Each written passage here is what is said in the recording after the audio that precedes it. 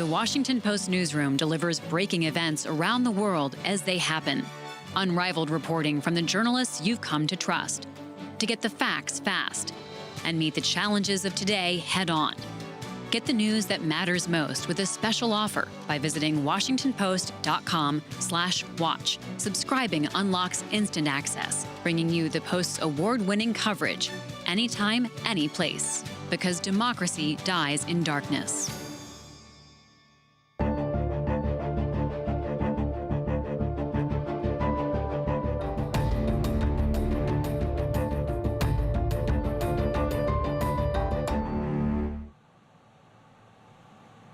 We'll find out today if the fourth time is the charm. Over the past 3 weeks, we've seen 3 speaker designates rejected.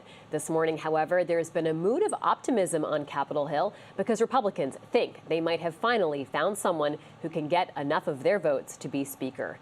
Welcome to this live coverage from the Washington Post. I'm Libby Casey.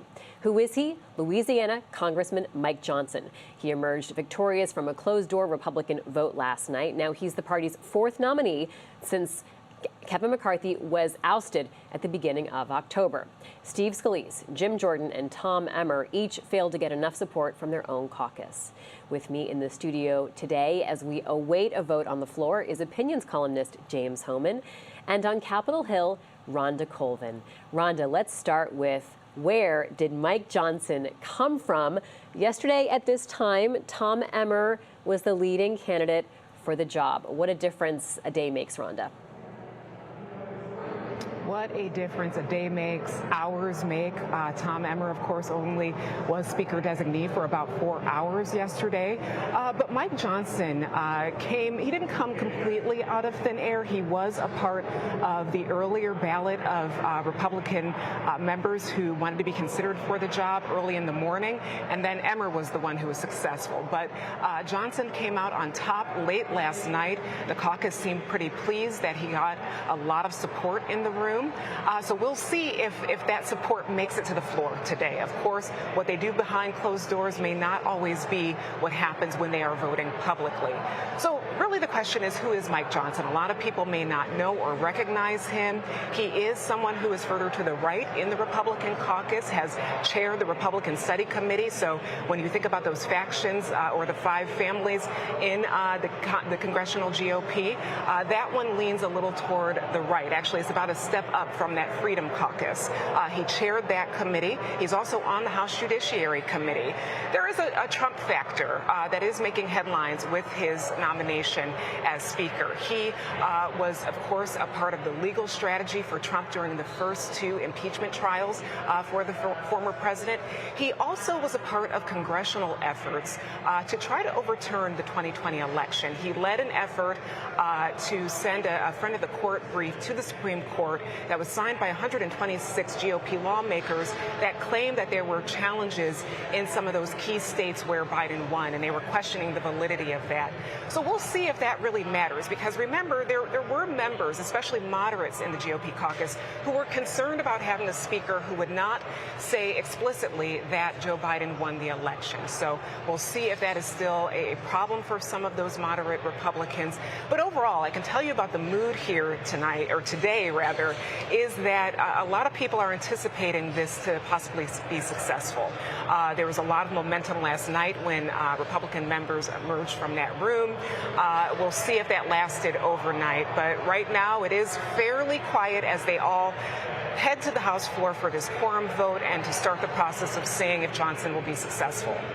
All right, Rhonda, thank you so much. So, James, the House floor is gaveling in at this hour, so we are watching to see the process that may unfold.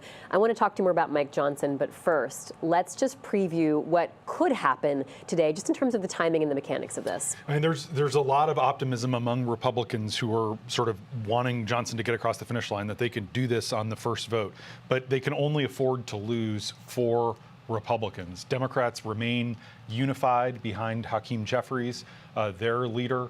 It's not clear what attendance will be like, but we expect it will. We have no reason to think it won't be a full House. as Patrick McHenry brings people in. And then we don't have anyone on the Republican side who's really out there right now saying, I'm a holdout. We have people who we thought might be holdouts saying they talked to Johnson on the phone overnight and that they've been satisfied and will support him on the floor. The 2022 freshmen, people who won in swing districts, people who won in Biden districts, they all appear to be supporting Johnson, even though privately there's a little bit of a fear that maybe he's just Jim Jordan in a suit coat. But they think that, the Katy Perry song, Dark Horse seems apt today. That this is the only, Dark Horse is the only person who could get to 217. He's someone who hasn't made enemies.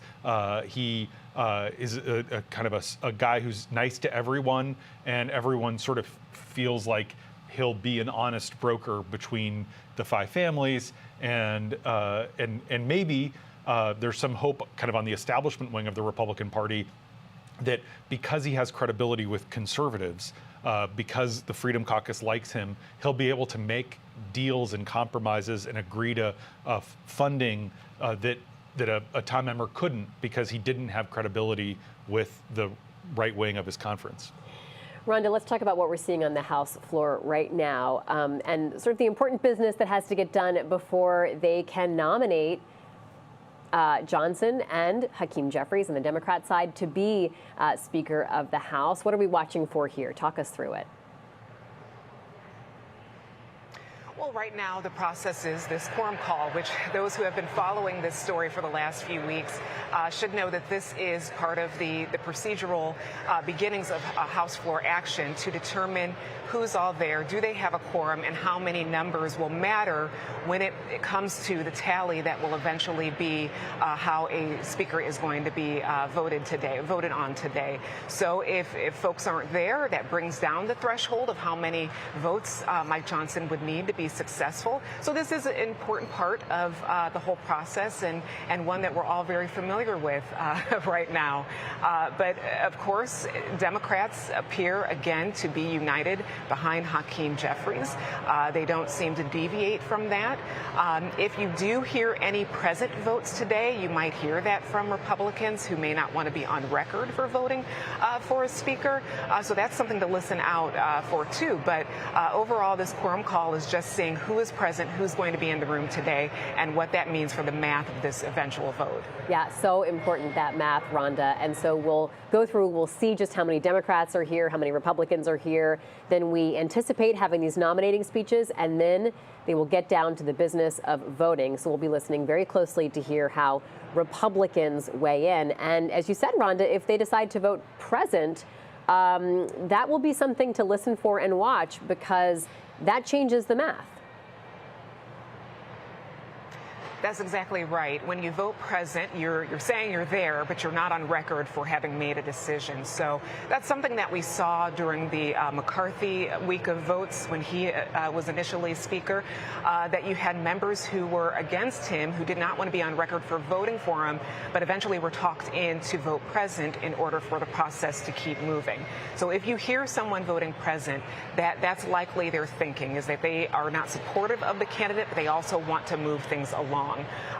We're not hearing that Democrats might try that now. They seem to be very much in lockstep with Hakeem Jeffries, and that's also symbolic because they want to show unity. That's something that they feel that this whole process has sort of galvanized them into being the party of unity and just waiting for Republicans to figure out who will be the Speaker. So I don't detect yet, although anything can happen. I just want to continue to underline that anything can happen, but we aren't hearing that Democrats are going to do anything they haven't done before. Great. James, let's just talk more about why Emmer may be able to pull this off today. And I'm sorry, I was just going to say, see, it's catching up with me. Anything could happen, anything but I don't happen, see Tom Emmer becoming right. Speaker Let's today. talk about why Mike Johnson may be able to pull this off today when Tom Emmer couldn't. So talk to us about Tom Emmer's background and biography, because there is this liability. While Tom Emmer may not be a household name, he is a well-known name on Capitol Hill in terms of leadership. So what did he have working against him that Johnson doesn't? So last November, right after the 2022 elections, he ran for basically the job that he has, number 3, the House Majority Whip. And he won by 9 votes over a guy named Jim Banks, who was more conservative. It was a really nasty and divisive campaign. Donald Trump Jr. supported Jim Banks, a congressman from Indiana, who's now running for an open Senate seat. A lot of hard feelings. When you're kind of in leadership, you tend to make enemies. But the real place where he made enemies was he was chairman of the National Republican Congressional Committee, the House GOP campaign arm, in the 2020 and 2022 cycles. So he played a key role in helping Republicans win the majority. In 2020, Republicans running for House way outperformed Trump. They did unexpectedly well. And one of the reasons they did unexpectedly well is because Emmer was advising them to distance themselves from Donald Trump and to run on local issues, to emphasize what their district was concerned about.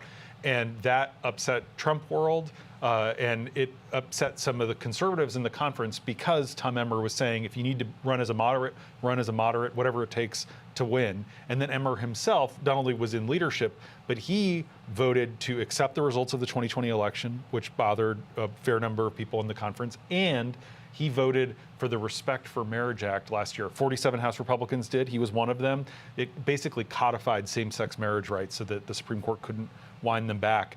And that was a real sticking point for enough members to sink him yesterday, even before Donald Trump came out and said, don't vote for Tom Emmer, he's a rhino, which is absurd. You know, when you look at the voting record, Emmer voted with Trump more than 90% of the time when he was president. But that's just, ultimately, the way to think about this is it is a personality contest. You know, we can see the fact that people are rallying behind Johnson, even though they don't agree with him on key issues like Ukraine. It's a reflection of the fact that you got to get people to like you. That's just a huge part of being the party leader. But also something that you and Rhonda forecast for us last week, that the moderates may be more willing to bend, right? Whereas some of the hardliners don't have the concerns about funding. They don't have the concerns about shutting down the government. They don't have the concerns about taking it to the brink, whereas some of the moderates who may not be as aligned with Johnson are more willing to go along to get a speaker. I do want to show how Donald Trump has been weighing in on Johnson. So he backed Jim Jordan, then he opposed Tom Emmer, and here's what Trump had to say this morning about Congressman Johnson. I think Mike Johnson is doing very well. He's a tremendous congressman, respected by everybody. I hear it looks like it's really good. I haven't had one negative comment about him. Everybody likes him, just respected by all, and that's something we need. That's Donald Trump talking about Congressman Johnson. So go ahead, James. Two thoughts. Yeah, First please. You know, I think Trump's strong enough to stop a Republican from becoming speaker, but he's not strong enough to make someone speaker.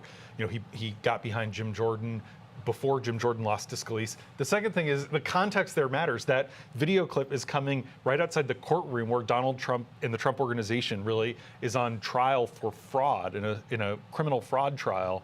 But he is clearly the leader of the Republican Party. He is the front runner, and he absolutely had the ability to sink Tom Emmer, and the fact that he wasn't outspoken for Kevin McCarthy. He wasn't making calls before the vote on the motion to vacate, I think was ultimately devastating. If Trump had tried to save McCarthy, I think he might have been able to.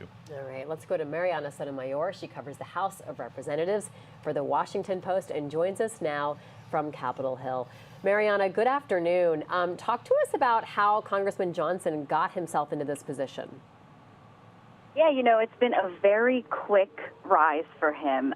He currently serves as the vice chairman of the Republican Conference, but he's actually always had bigger ambitions. He has stayed as vice chair, but he actually did want to run for conference chair several years ago when that position opened up, when Republicans notably removed Liz Cheney from that position. But Republicans, you know, at that time knew it was important to have a woman in some part of leadership. So that's where you saw Elise Stefanik actually take that conference chair position. And Mike Johnson took a step back. He decided not to run for that position because he knew that where his Republican colleagues lied. But, you know, because he's been in leadership, even though it's in a much smaller role, he does have relationships around the conference across the ideological spectrum of thought that exists, and as we have seen, has become very fractured throughout the year. It'll be interesting to see, though, how he continues to bring those different groups of thoughts together, because he necessarily has not been tested. He has not been in the spotlight in any way that, would even nationally, I should say, he hasn't even been in the spotlight. So it'll be completely interesting to see this new person, this fresh face that even some senators are remarking, they don't know who it is, how he will lead in this new kind of generation of Republican leadership. So, Mariana, describe what the atmosphere is like. Just give us a sense of this roller coaster we've been on and how it might feel different today, or what's sort of the palpable vibe right now on Capitol Hill? I mean, it feels completely different. For the first time in 3 weeks, I'm no longer sensing anger. I'm no longer hearing pessimism, dejection, rejection, just overall fear of how do we overcome this issue. What I'm hearing from Republicans, including some who I've texted this morning who voted against Jordan, they are predicting with a lot of optimism and positivity that Mike Johnson could be Speaker after this first round of voting. That's the expectation. Really is the first time in weeks that I am hearing, sensing, feeling that there is this optimism among Republicans. And, notably Johnson this morning answered a lot of questions that many people had, which is what are his general policy positions? How does he want to fund the government? And he laid those out today. And having just kind of surveyed that quickly among a number of Republicans and Republican aides, he's saying a lot of the things that they want to hear.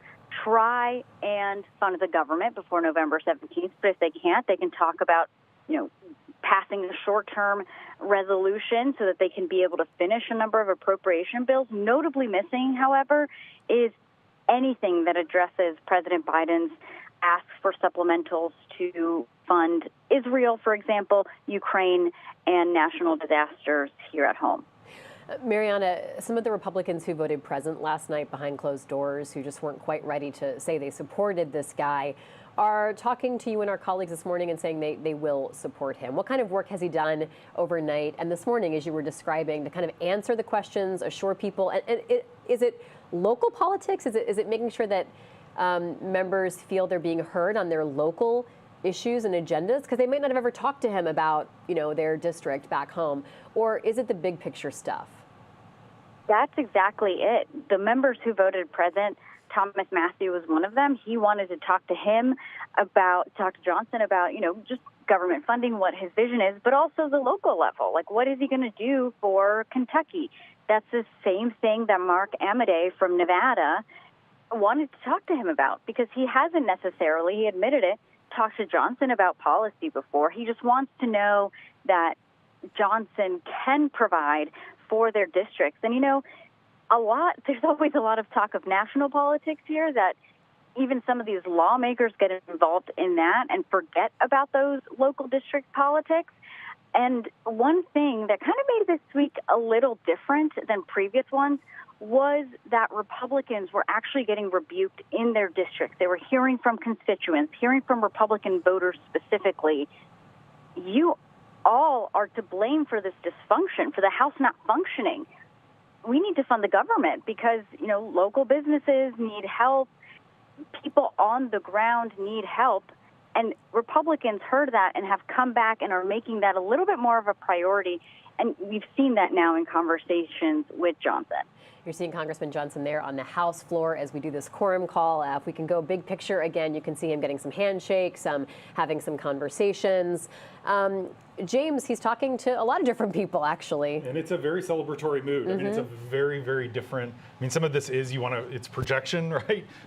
You want to project confidence and not nervousness. But just the body language is so different than the last several rounds for the previous nominees. Of course. And he's not acting like someone that he wants to, that he's trying to twist the last few arms to get there.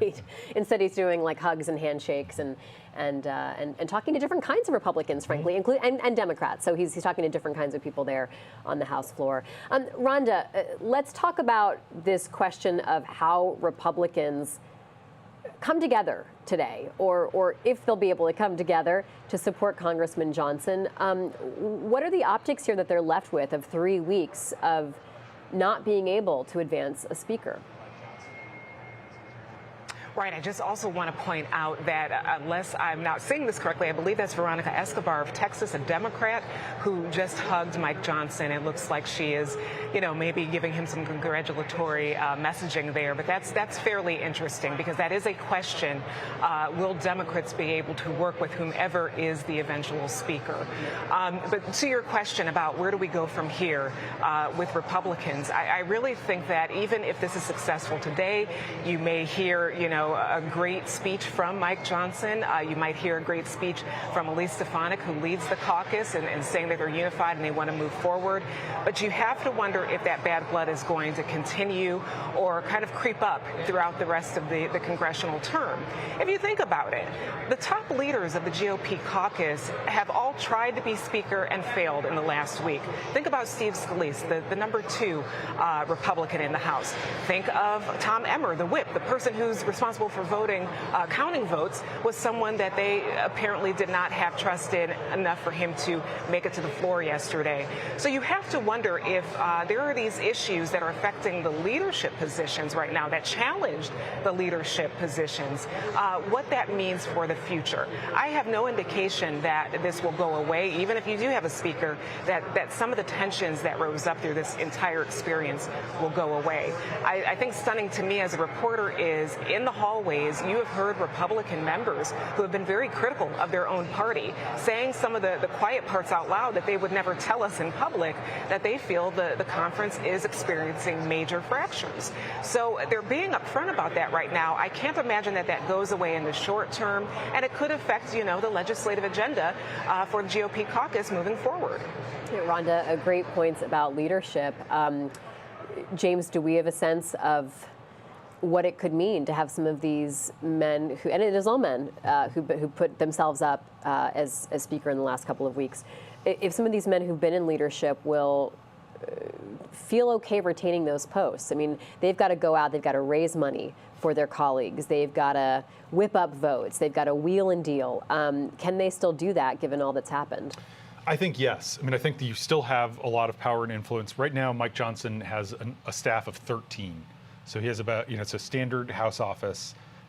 He doesn't have leadership aides. He is the chair of the Judiciary Subcommittee, not the committee, so he doesn't have committee staff. And all of a sudden, he's going to have to quadruple that. And he also is the least experienced speaker, if he gets it, in 130 years. So he'll need to, I think, lean on Scalise, a fellow member from Louisiana, and lean on some of these members for help. I suspect he'll still turn to Kevin McCarthy as a sort of emissary to some of the frontliners. Same with Emmer. Obviously, this is a personality contest. There are going to be hard feelings, but if you're a Republican member and you look at how all this played out, you do sort of have to wonder. Sometimes once you get a speaker, they stay on for a very long time. We've had long-serving speakers. We had Nancy Pelosi running the Democratic conference for 16 years. But based on everything that's gone on, based on how small the majority is, there's more elections a year from now. You also have to wonder, how long will Mike Johnson be speaker if he gets it? And will there be a different complexion of the Republican conference in 2025. If, for example, Republicans lost the majority and they're in the minority, maybe Johnson gets voted out and one of them does get a chance to come in. You have to sort of be a team player, because if you're ambitious, then you're thinking 15 months ahead. Let's bring in Paul Kane, senior congressional correspondent for The Washington Post, and of course has been watching and tracking all of this so closely. PK, as we watch this quorum call here to get a final sense of just who could be around for the vote today, what challenges does Congressman Johnson face, both today and possibly beyond? I think James was really hitting the nail on the head here. That this is a dramatic roll of the dice, a roll of the dice that they are forced into because they simply have no other option. This is basically least common denominator politics. You have somebody here who has no business being Speaker of the House. We have to say that bluntly, clearly. I don't think he would argue that he should be Speaker of the House. He is there simply because he is not hated by anyone. He doesn't have anything close to the approximate experience that you should have before coming into this job. Nancy Pelosi, when she took over first round in 2007, had been almost 20 years in the House. John Boehner served 20 years before he became Speaker of the House. He also had a committee chairmanship and a couple of other leadership posts. Paul Ryan had not served in official leadership posts, but he had chaired two substantive policy committees, and served as his party's vice presidential nominee a few years earlier. Mike Johnson has been here less than 7 years. A subcommittee gavel is all he's really had. The vice chair of the conference is like so far down the leadership ladder that no one really has an official ranking for it. People across the Capitol, Liz Goodwin, our Senate colleague, has been asking senators what they know about Mike Johnson. And they've all basically said, no, don't know him. John Thune admitted that he met him once or twice, but he doesn't know him. Susan Collins said she would Google him to find out more. Well, it turns out I had already done that at 10:30 this morning, and at 10:30 this morning, your Google search first wanted you to go to the Bachelorette star Mike Johnson, a retired NHL star named Mike Johnson. Mike Johnson, who owns a Hickory Toyota dealership in Hickory, North Carolina, all got hits before you came to Mike Johnson of Louisiana. This is really, really he has raised a grand total of $5.5 million for his campaign committees since he first launched his campaign in 2016. There are members in competitive House districts that are raising like $1.5–2 million in a quarter, in 3 months. This guy in eight years or so has raised $5.5 million. It is a really, really, really dramatic escalation to put him into this office. I'm really dumbfounded by it, but this is where you are because the House Republicans simply are completely divided right now. We're watching him take a selfie right now with Marjorie Taylor Greene on the floor. Paul, as we wait for this final number of present members to come in. And so we're seeing him really just walk around. And as James pointed out, it's a collegial atmosphere. It's joyful. It's a lot of congratulations, a lot of happy faces. What challenges, if he does become Speaker today, what challenges will he face tomorrow and for the next months? He doesn't know how to do the job, and he's going to need a lot of help. The problem is the person who holds the number 2 spot is Steve Scalise, who feels like he was cheated out of getting the Speaker's gavel because Jim Jordan's allies tanked his candidacy after Scalise beat Jordan. And then the number 3 person, Tom Emmer, feels like he beat Johnson by 20 some votes yesterday morning, and then he didn't get to be Speaker either because Johnson and Jordan's allies went around and tanked Emmer's bid. It's a real, right off the bat, they basically just have to pass a continuing resolution in a couple of weeks to keep government open. And I guess he's going to have a little bit of a honeymoon, some runway to do that from his colleagues, because that was the thing that got Kevin McCarthy finally kicked out of his office, was passing a so-called clean CR, the stopgap bill to keep government open. They have to pass a Pentagon policy bill in which the House version of it was dramatically more conservative than the Senate version. So he's heading into a very bad negotiating situation with the Senate Democrats and Senate Republicans. On a lot of these bills, Senate Republicans have happily gone along with the Democratic position. And then he has to deal with the really fractious issue of a massive $100 billion plus emergency security funding bill for everything from the Ukraine, Israel, our own border, beefing up our defenses with Taiwan. That's a lot of Republicans don't want to do that. That is anathema to House Republicans. They constantly keep saying single subject bills. They don't like these grand, big omnibus bills where you package a bunch of stuff together because then it becomes too big to fail. Well, that's exactly what the Senate is going to pass in the next few weeks and send over to the House. he's facing an incredible learning curve, an incredibly big set of issues on which, just coming out with holding on to his job without being thrown out of office is probably like the best he can hope for. Paul Kane, we can say your job is not boring. Thank you so much for talking with us. Good day for Mike Johnson's everywhere on the Google searches. Really appreciate your time, PK. Rhonda, this has all moved quite fast after a lot of Sturm and Drang and no real movement for 3 weeks. Talk to us about this pace. Yeah, the speed of this all has been stunning. And to some of the points that Paul just made, a lot of what looks like that is behind the rise of Mike Johnson is just old-fashioned fatigue.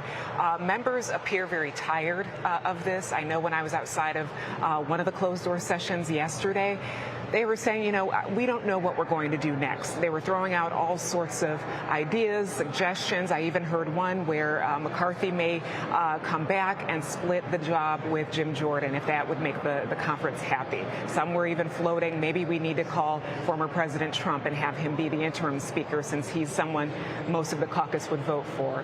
But the speed of this has been pretty stunning, and that could have contributed to the rise of Mike Johnson because, as Paul put it, he's somewhat getting this job and rose to this level because he's someone that everybody liked and didn't have an immediate problem with. But just to give some context to how a speaker vote and election usually happens, the person running for the job, usually the election is preceded by weeks, if not months, if not a year, of courting the members of their conference. It's usually someone who's a rising star and is kind of being put in line. There have been challenges to speaker nominees before. I know the last time when the former Speaker Nancy Pelosi ran, there were challenges from inside her conference, but there were closed-door meetings that handled it before it got to a vote. That's usually what happens. So to see something like this happen, where yesterday at this time, it was Tom Emmer. Today at this time, we're potentially looking at Mike Johnson, who is not exactly a household name. So that's something to keep in context and even think about for the future. Is this now going to be the norm where you can have these snap speaker votes? I do want to remind everyone that the reason we are all here and watching this is that motion to vacate. That's still a rule. They have not done anything with that. So say they're not happy with Representative Johnson if they elect him and in a few months decide they don't like how he dealt in negotiations over the appropriations bills next month. They could do the same thing, essentially. So the old issues are still there. The speed of this is something to really take note of and see if it is going to be a part of the norm. That's something that's just been so stunning to me. And I'll also say this about speed. Yesterday, when Emmer dropped out and they decided to schedule another closed-door session that started at 8 p.m. last night, Elise Stefanik, who heads the conference, needed all those who wanted to run again for this position to let her know of their official candidacy within 30 minutes. So think about that, how stunning that is, because this position is the next person in line after the vice president to take over if something happens to the president. Think about how just phenomenal that is, that to take that job, it took 30 minutes for them to decide if they wanted it or not. So we're really in unprecedented times, and it doesn't appear as if that unprecedentedness will stop. James, let's talk about what we're actually watching on the floor here. The tagging of Mike Johnson and a lot of photos will be happening soon, so at least his Twitter or Instagram profile will be going up significantly and here. Byron Donalds, who was one of the candidates for Speaker in both votes yesterday, the morning and the afternoon. So he ran against Johnson twice. He has taken pictures of 3 of his colleagues with him. He's standing there just sort of trying to be close to the action. And you really are seeing people pose for photos from every wing of the conference. I mean, Rhonda pointed out Veronica Escobar, who represents El Paso, Beto O'Rourke's old district, went up to congratulate him. But you really have the whole range of people who are kind of getting on board. And there is a strong incentive. The way these things work, once that you have that sense of momentum, it really matters because the speaker has a huge amount of power for deciding whether your bill, what comes up to the floor, gets packaged into a big omnibus, whether your earmark is tacked on to something. And so if it seems like you're going to get the votes, people gravitate toward you because they want to be part of your circle and part of your team. That's only natural. One of the things that people are nervous about in the conference vis-a-vis Congressman Johnson is that he just has not raised very much money. He is someone who has sort of played the inside game. He actually represents, I was just looking up the data a second ago, the 24th poorest congressional district in the country. He represents the Shreveport area. It's sort of western Louisiana. It's a rural district, and it is pretty poor. Basically a majority of people in the district are under 180% of the poverty line. Very rural, socially conservative kind of place. He does not have a natural sort of fundraising base. Tom Cole was just asked about this by one of our colleagues. He a big prolific fundraiser, and he said, well, this was sort of a silly line. He said the more you ask people for money, the more money you raise. It's not quite that easy. But there is a whole big fundraising apparatus that exists around House Republican leadership that I assume is going to sort of move into Johnson's orbit. And it will be interesting to see, because of his strong opposition to abortion rights and gay marriage, whether that makes it harder for him to raise some of the big money, to get the $1 million, $5 million gifts to the Congressional Leadership Fund that McCarthy was able to lock in. That'll be one of the open questions. Again, if he gets the job. McCarthy was so good at fundraising, James. And so when those 8 Republicans voted against keeping him as Speaker of the House, they lost that power. Has there been any soul-searching or conversation? I know there's been a lot of criticism internally against those 8, but has there been the question raised to them about, where's the money going to come from? No. I mean, not among those 8. I mean, maybe someone like Nancy Mace thinks about it. She's in a competitive district in Charleston. But you had Matt Gaetz just a few minutes ago was on Steve Bannon's podcast, and he said, this shows it was all worth it. He predicted Mike Johnson's going to get it, and he said he repeatedly during this interview with Steve Bannon called him MAGA Mike, and he said that was a testament to why it was worth bringing McCarthy down. So I don't think Matt Gaetz is having second thoughts, but you're absolutely right that the vast majority of the conference, certainly Kevin McCarthy, angry still, especially Gaetz, but the other holdouts. Matt Gaetz wants to run for governor of Florida in 2 years. And you can be certain that some of the Republican establishment figures close to McCarthy will be looking for revenge in that primary and will be eager to help whoever kind of the Republican alternative is to Matt Gaetz. Rhonda, will there be a support group, do you think, after this, of the rejected House speakers that Kevin McCarthy can lead, and they can just sort of process this moment? Because there really has been this intense rejection of some of the men who have been in leadership and have, had ambitions, like maybe Steve Scalise or Kevin McCarthy, to be strong leaders, or like Jim Jordan, who really didn't seem to have the drive to be Speaker. He was so passionate about being a committee chair, but he rose to that moment. Where do they go from here?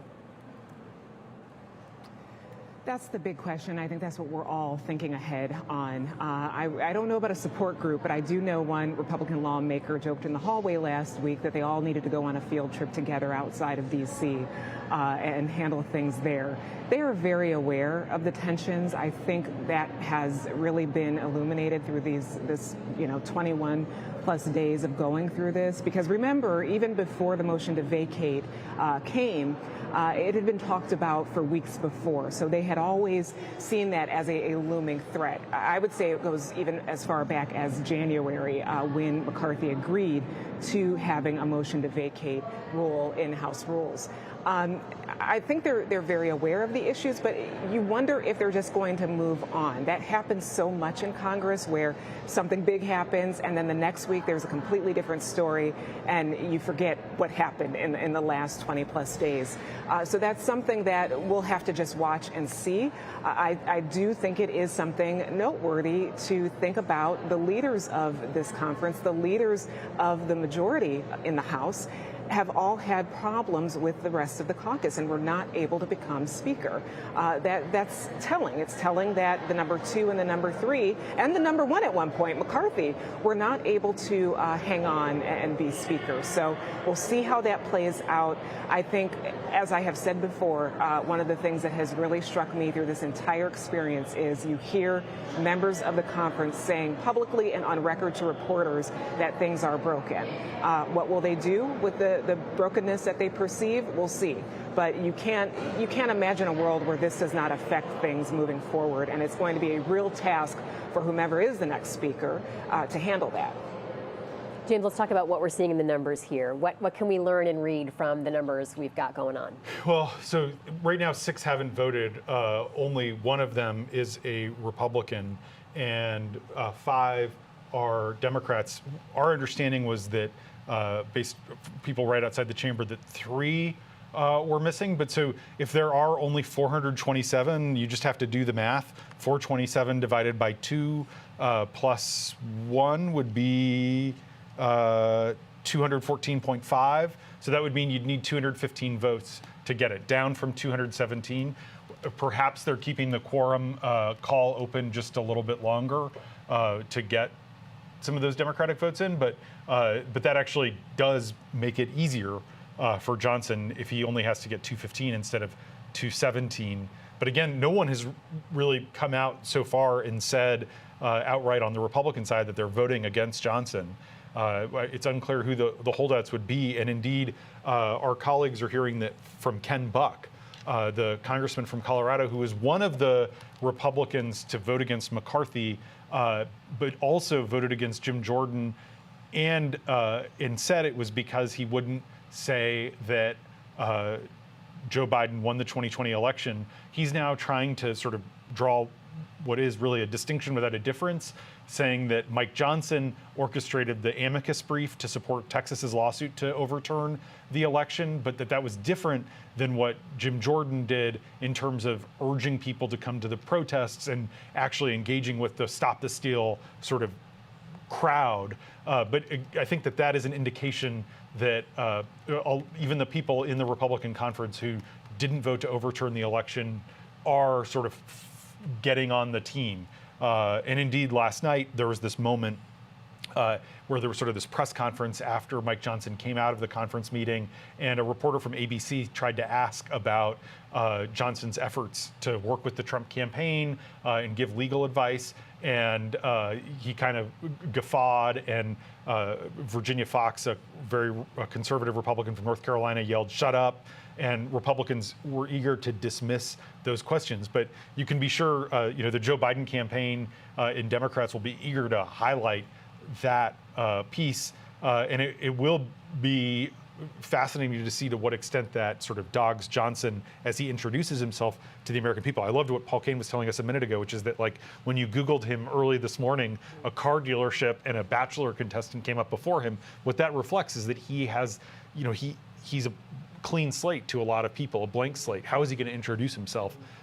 Will he keep it forward-looking, or will he get bogged down talking about the past? Yeah, I mean, the yelling at journalists and, language you teach your children not to use, frankly, shows a defensive posture. Very much. There's a reason why the Republicans don't want journalists asking those questions, and they want to shut that down and deflect and distract from it because they may not like the answers. And what's wild is he may not be ready to answer. Tom Emmer, he didn't want to answer, but literally multiple Congress members, including Marjorie Taylor Greene, said they wouldn't vote for Tom Emmer because he did for that very reason just hours earlier. And the irony is that this was happening on the same day that Jenna Ellis became the 3rd former Trump lawyer to plead guilty in Georgia to crimes related to trying to overturn the election. So you still have members of the Republican conference who are kind of angry that people weren't on the team 2 years ago, even as there's legal accountability for the Trump legal team over what they did in the aftermath of November 2020. Yeah, Rhonda, this is distracting a bit from what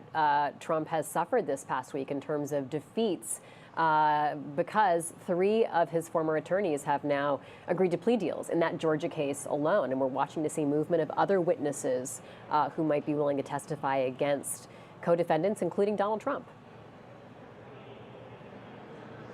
That's right. It's been such a split screen, really, of what's happening here, and then those big stories have been happening elsewhere. And I'll also add that there have been reports yesterday that Mark Meadows is working with the Jan 6 federal case here in D.C., the Jack Smith case, and maybe receiving immunity for all of the information he is providing them, believing that Trump did know that the election was not stolen. So that's another headline and a development in Trump world.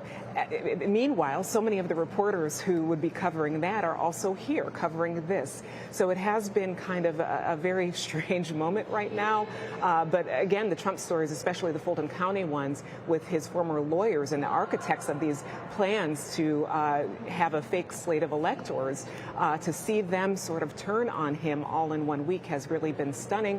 And I'm sure that's something that we're going to continue to cover as more details emerge there.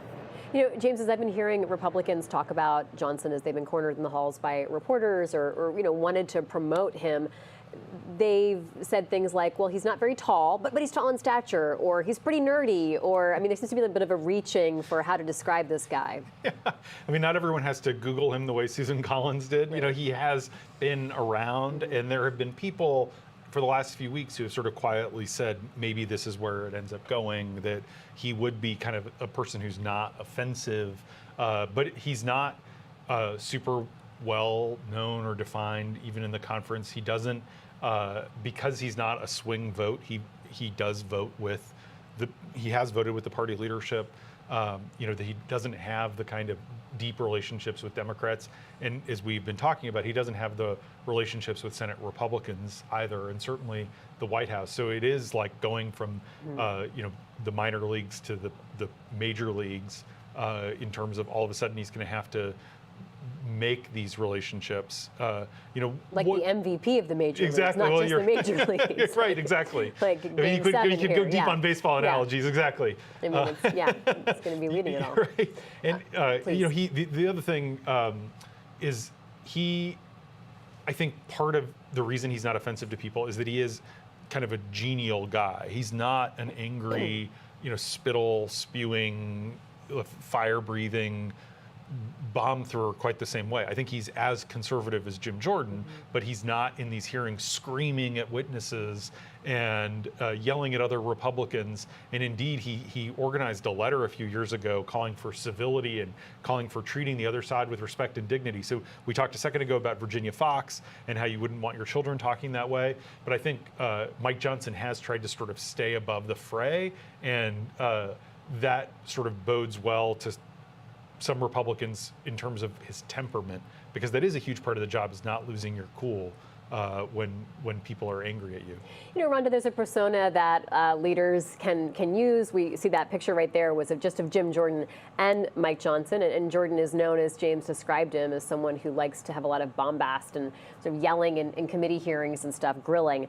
But he also used that same sort of energy and technique as he was trying to win fellow Republicans over, Jim Jordan was, to vote for him as Speaker. And it backfired, right? We saw a real pushback from some Republicans who were not happy with the fact that they were getting everything from, pushy messages and texts to even, threats from people who didn't even live in their district if they weren't going to support Jim Jordan. So talk to us about how Jordan approached this and how it's different than what Johnson is doing.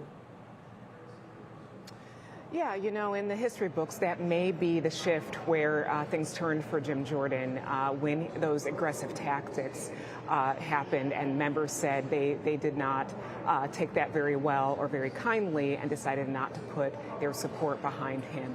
But you do sort of have a different type of vibe, if you will, from Mike Johnson, who has come in quietly. As I said, he wasn't unknown yesterday when it comes to the ballot situation. He was on that first ballot early in the morning that included 8 other representatives who wanted the job. That's the one Emmer won.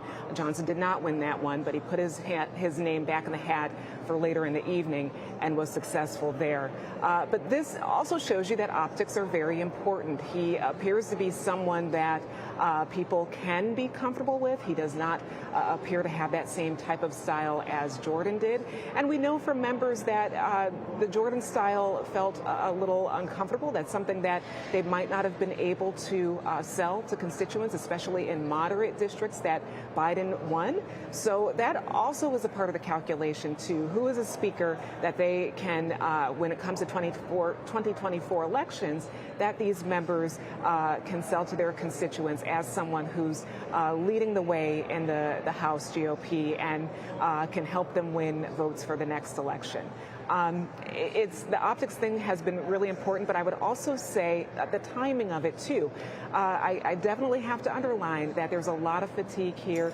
There's a lot of what I'm hearing members say is embarrassment because they know that this has gone on for so long, and they're looking at polling that's saying that Americans are not pleased with what they're doing. You've even had members of the Senate be incredibly critical of what's going on in the House. Republican senators critical of their counterparts in the House. They're saying that they might ruin things for not only the House, but Senate races, close Senate races as well in 2024. So that's been something also happening on the Hill, that it feels like the House GOP, because of this dysfunction, has been standing alone, that other Republicans aren't joining in this. They want to distance themselves from it. And in Mike Johnson, you might have someone, though, even though we don't quite know as much about him as previous candidates, he's someone that is going to be able to kind of make his own look and experience as Speaker as he moves forward. All right, so we are seeing the gavel there with Speaker Pro Tem Patrick McHenry giving us the numbers in the sense of who's here, James. So let's talk a little bit more about math. 429 members recorded as being there. So that means that the magic number is 215.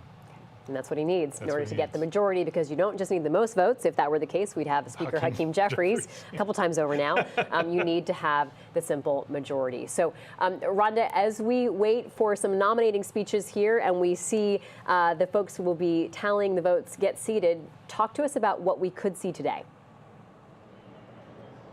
So, of course, we're going to see exactly what we've been seeing in the previous rounds, where you're going to have a Republican member speak in favor of the nomination of Johnson. Then you're going to have a Democratic member speak in favor of the nomination for Hakeem Jeffries. So that'll look like it has in the last few days. If Johnson is successful, what should happen, even though we're kind of in unprecedented times and we've never seen a situation where a speaker was ousted and you have a new one, what should happen procedurally is Johnson will be able to speak and give a speech. Hakeem Jeffries also would have that right, too, because basically the slate has been clean for both of them, that if Hakeem Jeffries is successful, he will then be named officially as minority leader, which is something he already does anyway, but procedurally they will allow him to speak.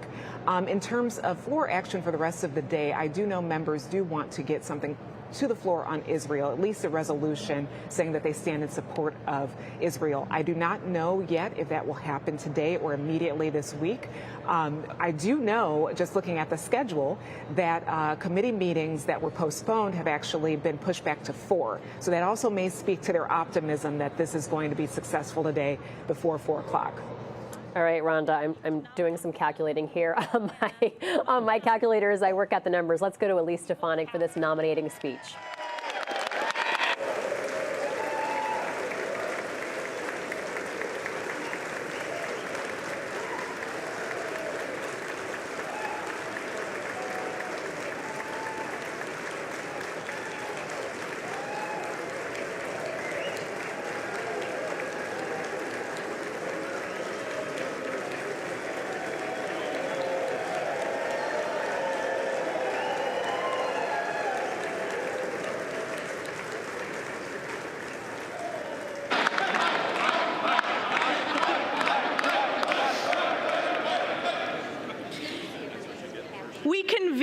This esteemed body today at a time of great crisis across America, a time of unprecedented challenges in this hallowed chamber, and a time when our most precious ally, Israel's very existence, is under attack from forces of evil. Yesterday, our dear colleague, our former conference chair, our chair of Energy and Commerce, Cathy McMorris Rodgers, nominated Mike Johnson in our conference. And she put it best, and I want to quote her today. She said, quote, "Trust has been broken and we have come to a standstill. How do we restore trust between members, leadership, and ultimately between Congress and we, the people?" Cathy went on to say, there's a sense that it cannot be business as usual. She went on to note, above the Speaker's chair in the House chamber is our nation's motto, "In God we trust."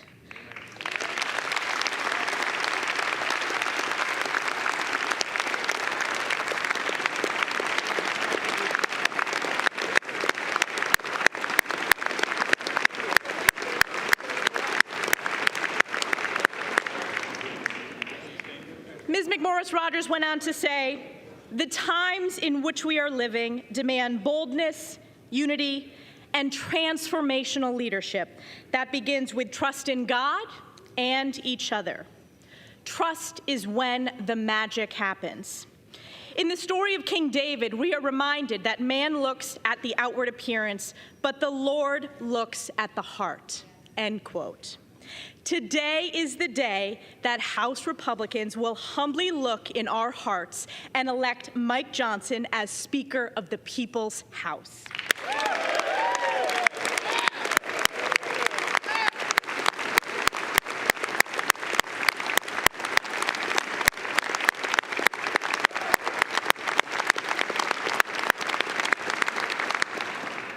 A man of deep faith, Mike epitomizes what it means to be a servant leader. A deeply respected constitutional lawyer, Mike has dedicated his life to preserving America's great principles of life, liberty, and the pursuit of happiness. Mike is a titan on the Judiciary Committee and a dedicated member of the House Armed Services Committee. And as vice chair of our conference, he has united all of our members to speak clearly and boldly on behalf of the American people. A friend to all and an enemy to none, Mike is strong, tough, and fair, and above all, Mike is kind. And at this very moment, this Republican conference knows that we live in perilous times and the American people are hurting. Families are struggling under the pain of inflation caused by reckless far-left spending, unable to afford groceries, heat, or gas. We have an inhumane open border with millions illegally smuggled and trafficked, and tens of thousands of children lost in the chasm of the incompetence and negligence of the Biden administration. Israel is under attack by Iranian-backed Hamas terrorists committing atrocities, with Israelis suffering the bloodiest days in modern memory. Crime is skyrocketing on our streets, while there are vicious calls from the left to defund our great men and women in blue. American energy production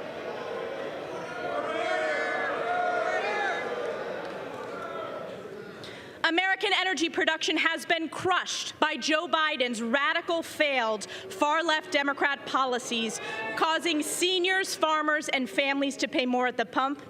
And Americans fundamentally understand that the federal government has been illegally weaponized against we, the people, shredding the Constitution, targeting conservatives, parents,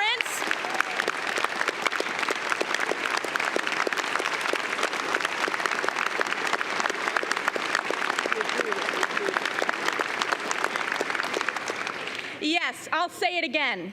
The federal government has been illegally weaponized against we, the people, shredding the Constitution, targeting conservatives, parents, and even Joe Biden's top political opponent. The people are looking to this great chamber to save America, and save America we will.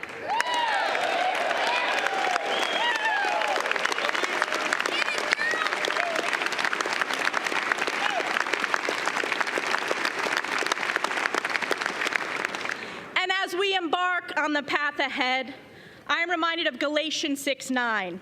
And let us not grow weary of doing good, for in due season we will reap if we do not give up. House Republicans and Speaker Mike Johnson will never give up. Today is the day we get this done. May God bless our next Speaker, Mike Johnson. May God bless the United States of America. And I yield back.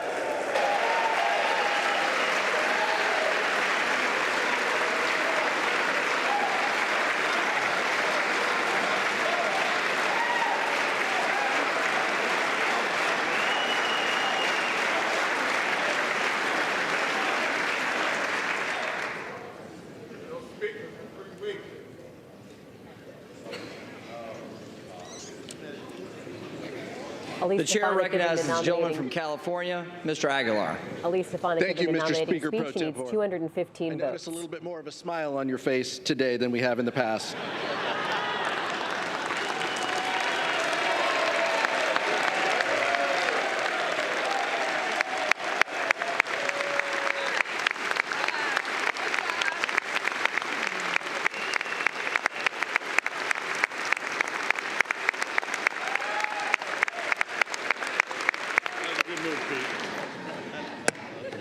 Mr. Speaker, I rise today at the direction of the Democratic caucus to place into nomination for the position of Speaker of the House of Representatives, the Honorable Hakeem Jeffries from New York.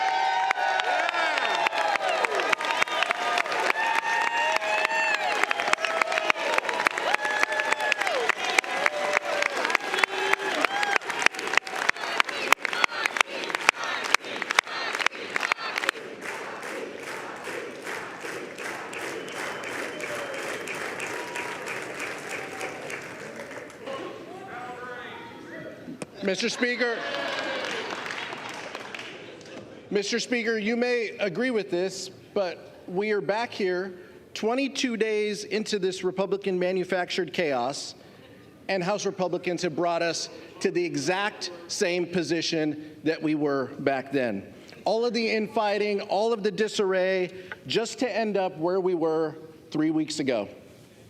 These past few weeks, we have been left wondering if Republicans were truly intent on solving our issues, reopening the House of Representatives, and rallying around someone to lead this chamber. Or has this been about something else? Has this been about a focus of House Republicans to find the person who can pass their extreme litmus test to oppose marriage equality, enact a nationwide abortion ban without exceptions, gut Social Security and Medicare, and support overturning a free and fair election? It's a fair question. It's a fair question. No one.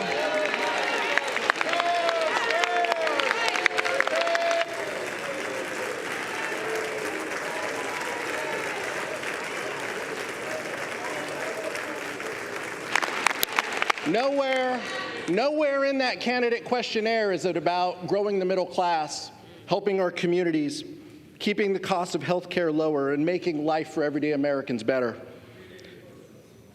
The gentlewoman from New York said it right. This has been about one thing. This has been about who can appease Donald Trump.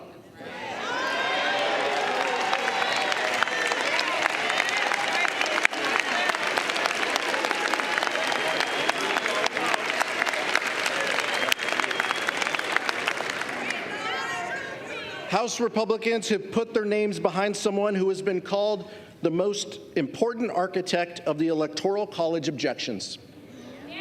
He's spearheaded, that's fair, we know how you feel. Yeah, you've made that clear. He's spearheaded the legal effort, joined by more than 100 of our colleagues on the other side of the aisle, in support of a dangerous and baseless lawsuit to overturn the results of the 2020 election. On the eve of January 6th, some of my Republican colleagues even called this a failed strategy. Yet those same individuals plan to stand right next to him today.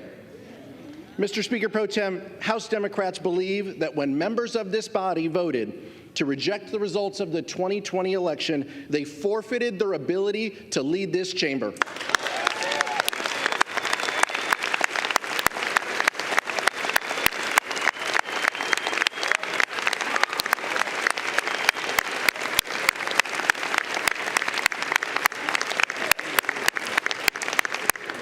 On this side of the aisle, we know what leadership looks like. Hakeem Jeffries has never turned his back on the will of the American people.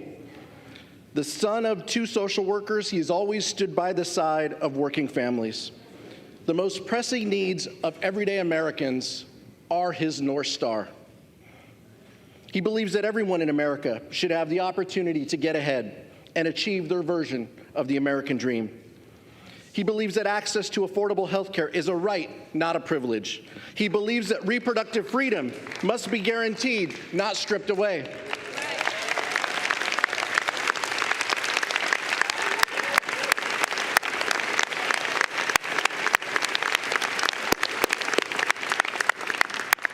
He believes that working families, not the wealthy and the well-connected, should be rewarded. He believes in growing the middle class so that everyone can succeed.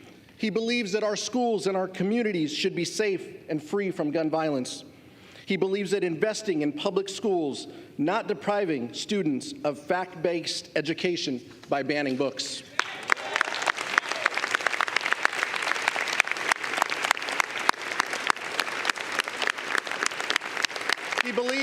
He believes in taking care of our seniors and our veterans, not slashing their benefits. He believes in living up to the promise that America is a beacon of hope and a land of opportunity. He believes in defending democracy against all enemies and adversaries, foreign and domestic.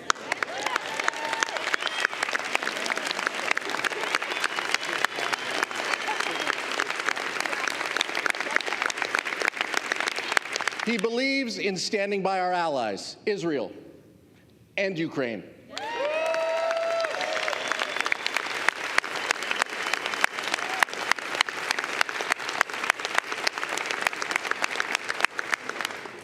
And he believes in keeping our government running and open. Let me be clear. This is not just a belief system. Leader Jeffries has the track record to back it up. He is certainly a far contrast from who Republicans have nominated, with or without their votes, to nominate today. But if House Republicans choose, they can still join us on a bipartisan path forward. Let's come together to fund our government, support our allies abroad, and deliver for working families. End the chaos, end the dysfunction, end the extremism. Let's open up the people's house. I yield back, Mr. Speaker. Pete Aguilar nominating Hakeem Jeffries. The vote will take place now. There are 429 members in the chamber, so Mike Johnson needs 215 to win. Of course, another member could show up or some could vote present, which would change the dynamics. The reading clerk will be will keeping now track call of it the all roll. now. Adams. Jeffries. Adderholt. Johnson. Aguilar. Jeffries. Alford. The servant leader, Honorable Mike Johnson. Johnson. Allen. Mike Johnson. Johnson. Allred. Jeffries. Amadei. Mike Johnson. Johnson. Armstrong. Johnson. Arrington. Johnson. Auchincloss. Jeffries. Babin. Mike Johnson, Louisiana. Johnson. Bacon. Mike Johnson. Johnson. Baird. Mike Johnson. Johnson. Balderson. Johnson. Ballant. Jeffries. Banks. Mike Johnson. Johnson. Barr. Mike Johnson. Johnson. Berrigan. Jeffries. Bean of Florida. Mike Johnson. Johnson. Beatty. Hakeem Jeffries. Bentz. Johnson. Barra. Jeffries. Bergman. Johnson. Beyer. Beyer. Bice. Johnson. Biggs. Johnson. Bilirakis. Absolutely, Mike Johnson. Johnson. Bishop of Georgia. Hakeem Jeffries. Jeffries. Bishop of North Carolina. Mike Johnson. Johnson. Blumenauer. Jeffries. Blunt Rochester. Jeffries. Boebert. Johnson. Bonamici. Jeffries. Bost. Johnson. Bowman. Jeffries. Boyle of Pennsylvania.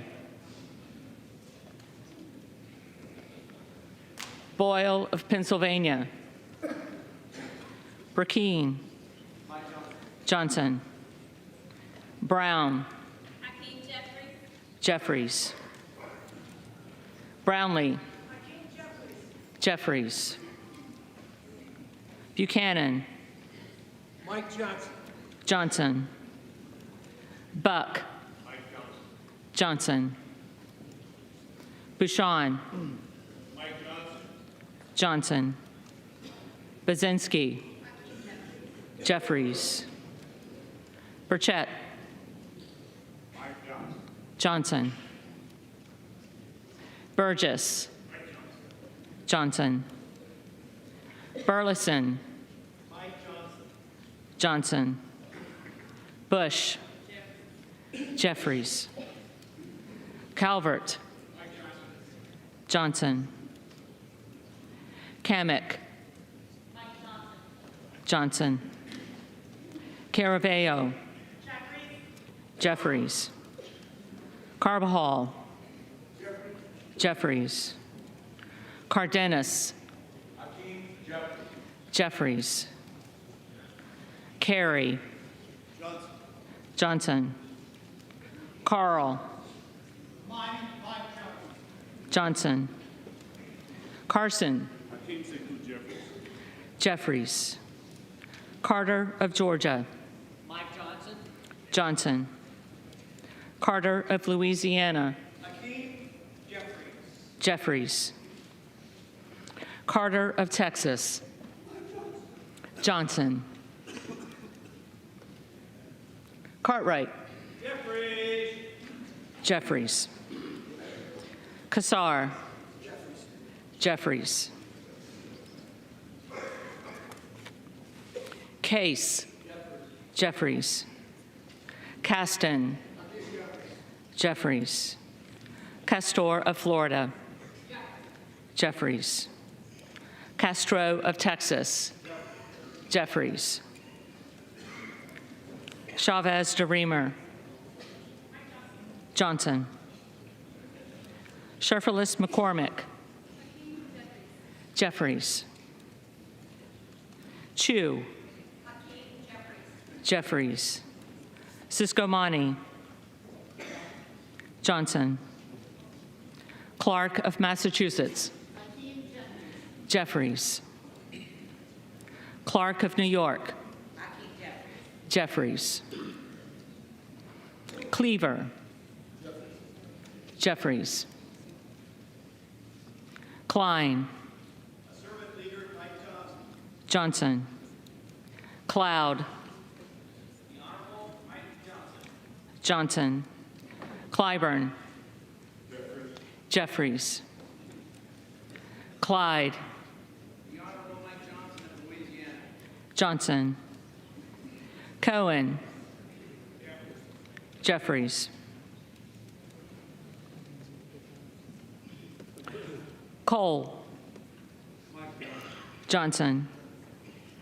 Collins. Johnson. Comer. Johnson.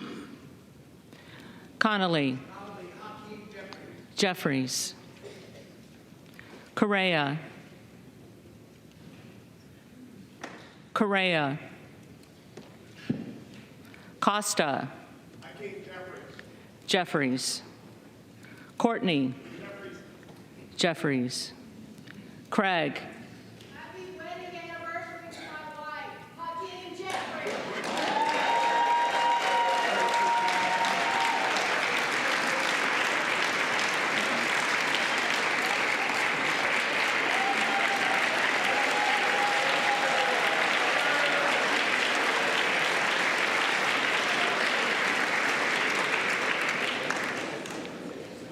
Jeffries.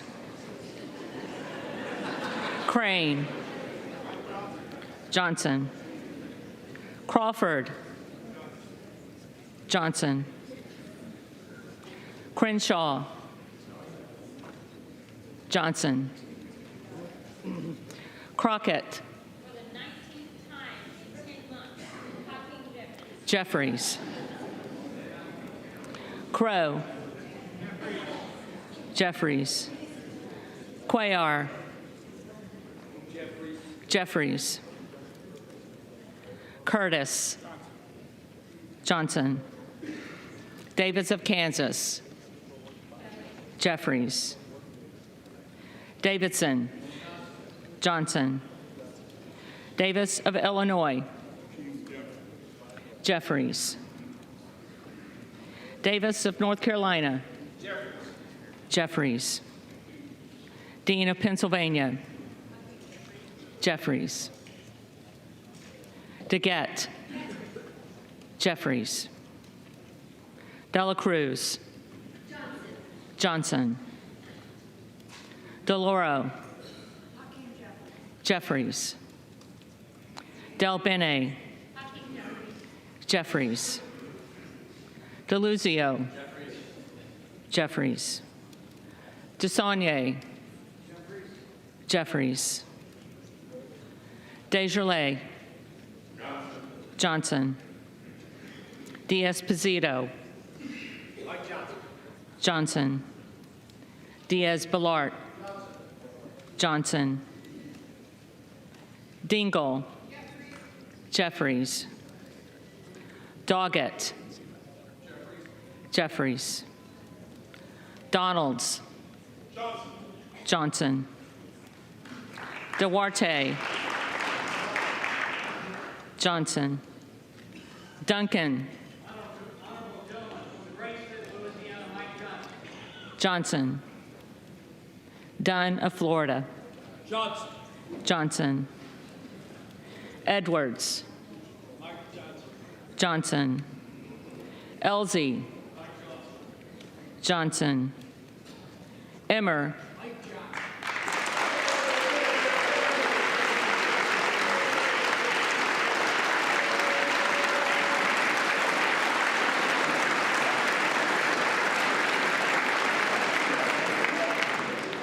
Johnson. Escobar. Jeffries. Eshoo. Jeffries. Espaillat. Jeffries.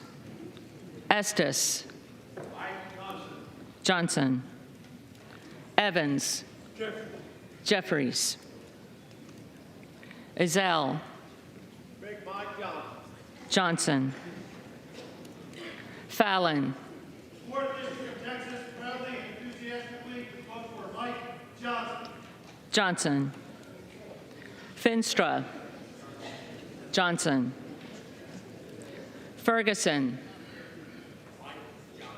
Johnson. Finstad.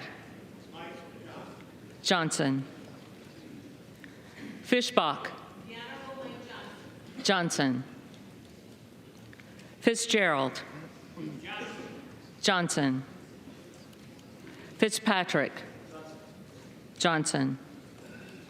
Fleischman. Mike Johnson. Johnson. Fletcher. Jeffries. Flood. Johnson. Foster. Jeffries. Fushi. Jeffries. Fox. Johnson. Lois Frankel. Jeffries. Scott Franklin. Johnson. Frost. Jeffries. Fry. Johnson. Fulcher. Johnson. Gates. Johnson. Gallagher.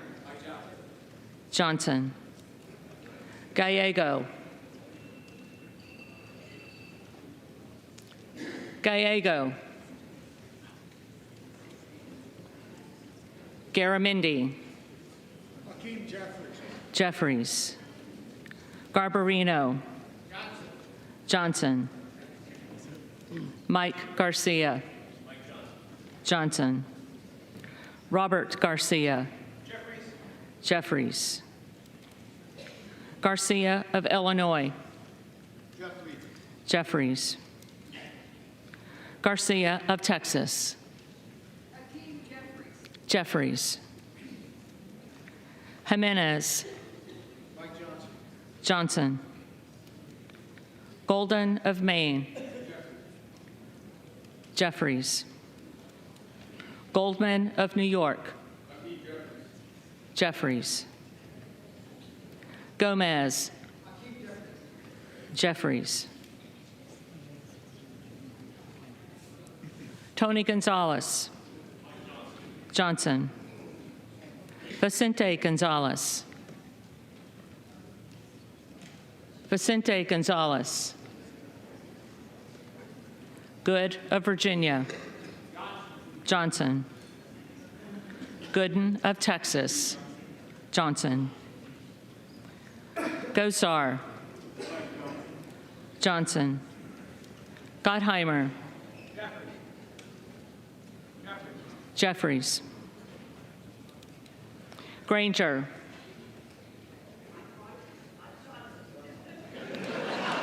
Johnson. Graves of Louisiana. Johnson. Graves of Missouri. Johnson. Green of Tennessee.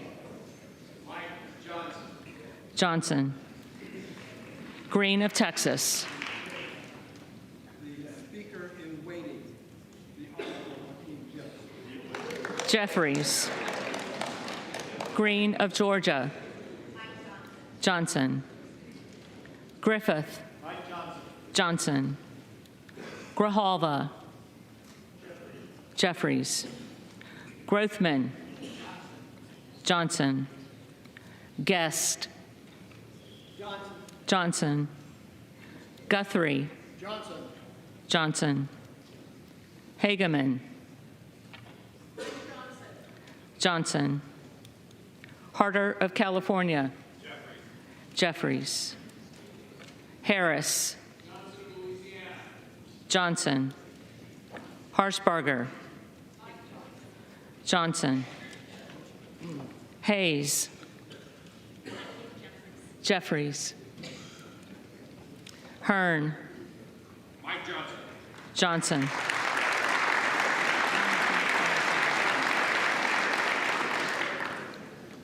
Higgins of Louisiana. Johnson. Higgins of New York. Jeffries. Hill.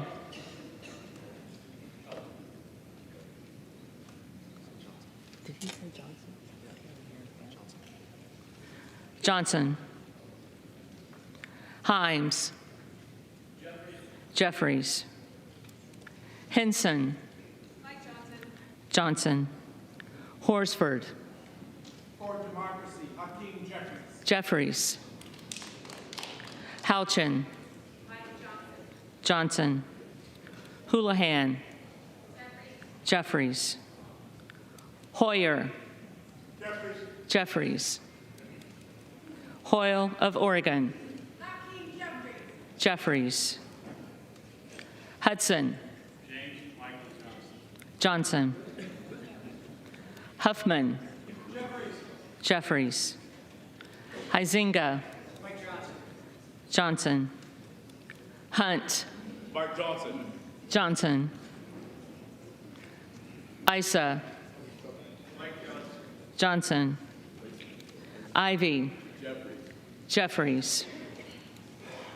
Jackson of Illinois. The Honorable Hakeem Jeffries. Jeffries. Jackson of North Carolina. Jeffries. Jackson of Texas. Johnson. Jackson Lee. The distinguished gentleman, Hakeem Jeffries. Jeffries. Jacobs. Jeffries. James. Mike Johnson. Johnson. Jayapal. Jeffries. Jeffries. Jeffries.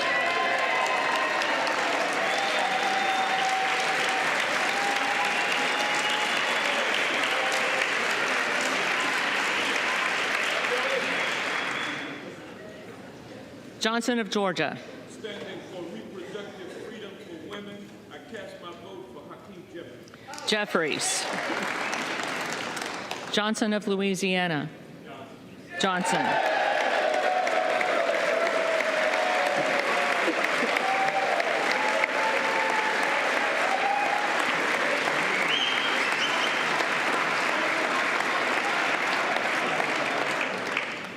Johnson of Ohio. Johnson. Johnson of South Dakota. Johnson. Jordan. Johnson.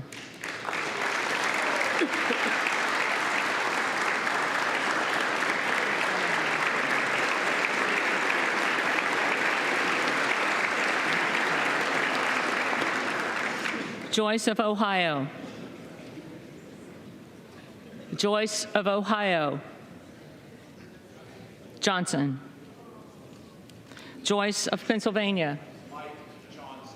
Johnson. Kemlager Dove. Jeffries. Captor.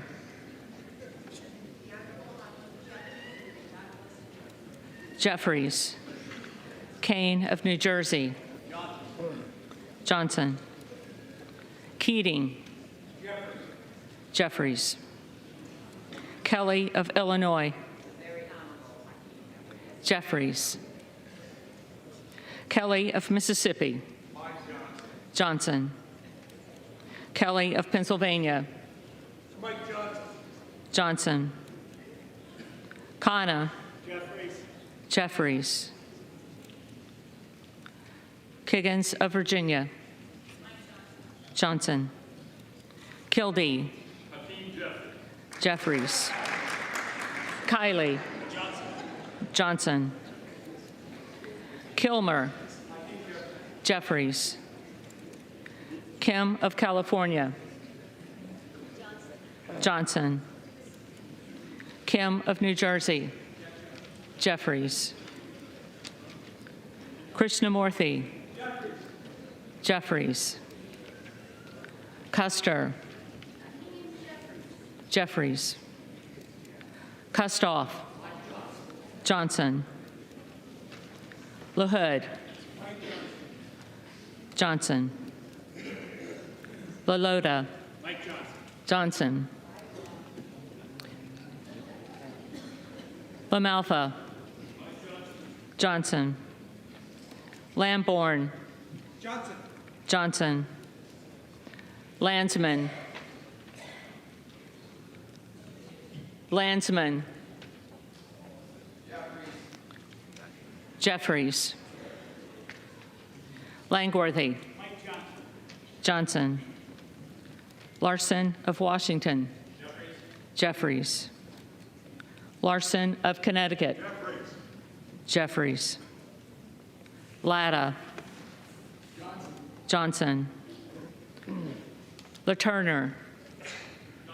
Johnson. Lawler. Johnson. Lee of California. Jeffries. Lee of Florida. Johnson. Lee of Nevada. Jeffries. Lee of Pennsylvania. Jeffries. Ledger Fernandez. Jeffries. Lesko.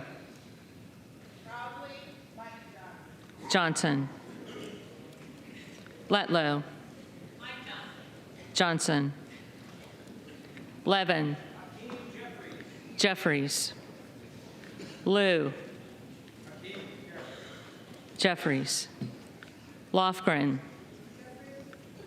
Jeffries. Loudermilk. Mike Johnson. Johnson. Lucas. Johnson. Luke Kameyer. Johnson. Luna. Johnson. Luttrell. Johnson. Lynch. Jeffries. Mace. Johnson. Magaziner. Jeffries. Maliotakis. Johnson. Mann. Johnson. Manning.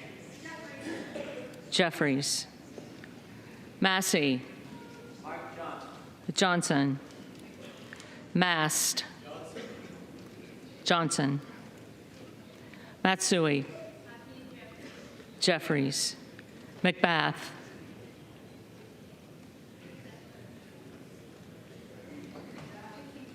Jeffries. McCarthy. Johnson.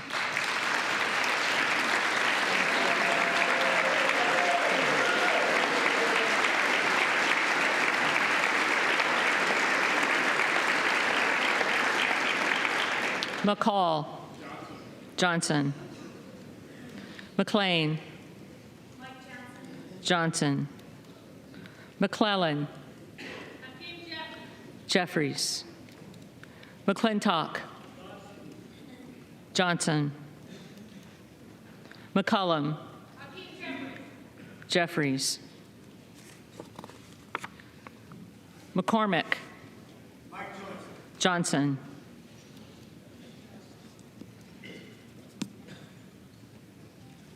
McGarvey. Jeffries. McGovern. Jeffries. McHenry. Johnson.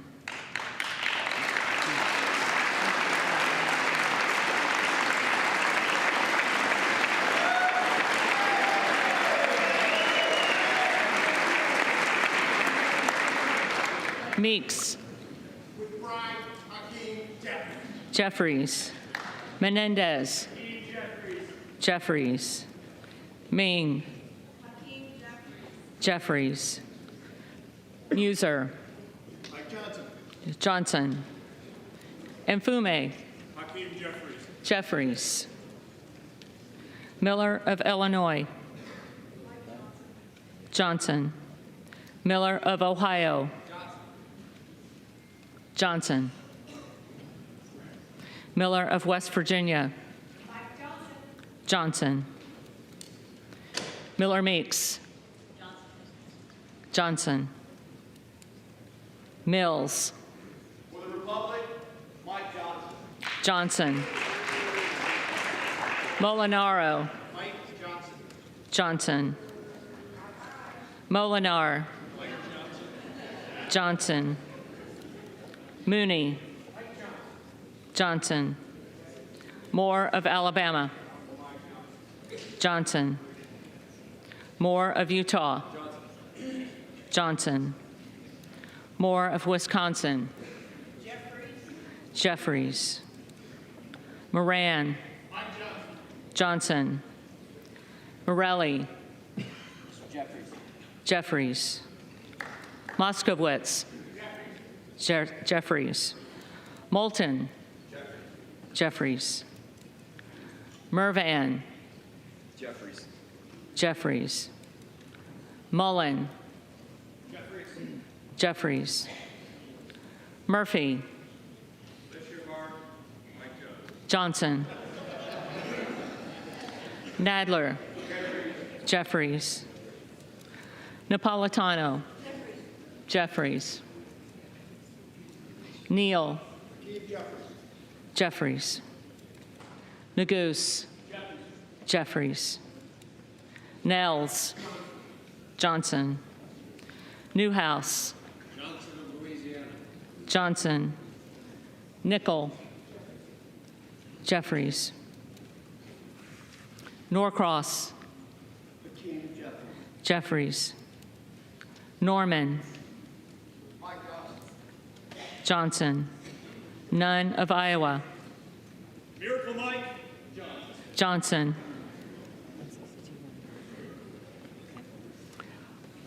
Obernolte. Johnson. Ocasio-Cortez. Jeffries. Ogles. Johnson. Omar. Jeffries. Owens. Johnson. Pallone. Jeffries. Palmer. Johnson. Panetta. Jeffries. Pappas. Jeffries. Pasquale.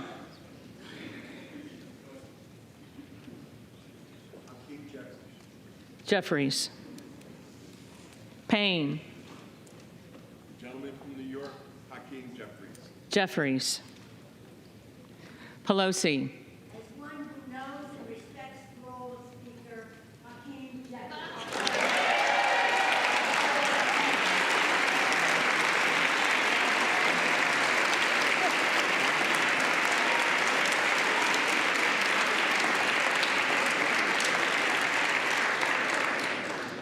Jeffries. Peltola. Jeffries. Pence. Johnson. Perez. Jeffries. Perry. Johnson. Peters. Jeffries. Pedersen. Jeffries. Pfluger. Johnson. Phillips. Jeffries. Pingree. Jeffries. Pocan. Jeffries. Porter. Jeffries. Posey. Johnson. Presley. Jeffries. Quigley. Jeffries. Ramirez. Hakeem Jeffries. Jeffries. Raskin. Jeffries. Reschenthaler. Johnson. Rogers of Washington. Johnson. Rogers of Alabama. Johnson. Rogers of Kentucky. Johnson. Rose. Johnson. Rosendale. Johnson. Ross. Jeffries. Rouser. Johnson. Roy. Johnson. Ruiz. Jeffries. Rupersberger.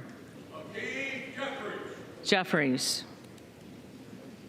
Rutherford. The very honorable Mike Johnson. Johnson. Ryan. Jeffries. Salazar. My brother in Christ. Johnson. Salinas. Jeffries. Sanchez. Jeffries. Santos. Johnson. Sarbanes. Jeffries.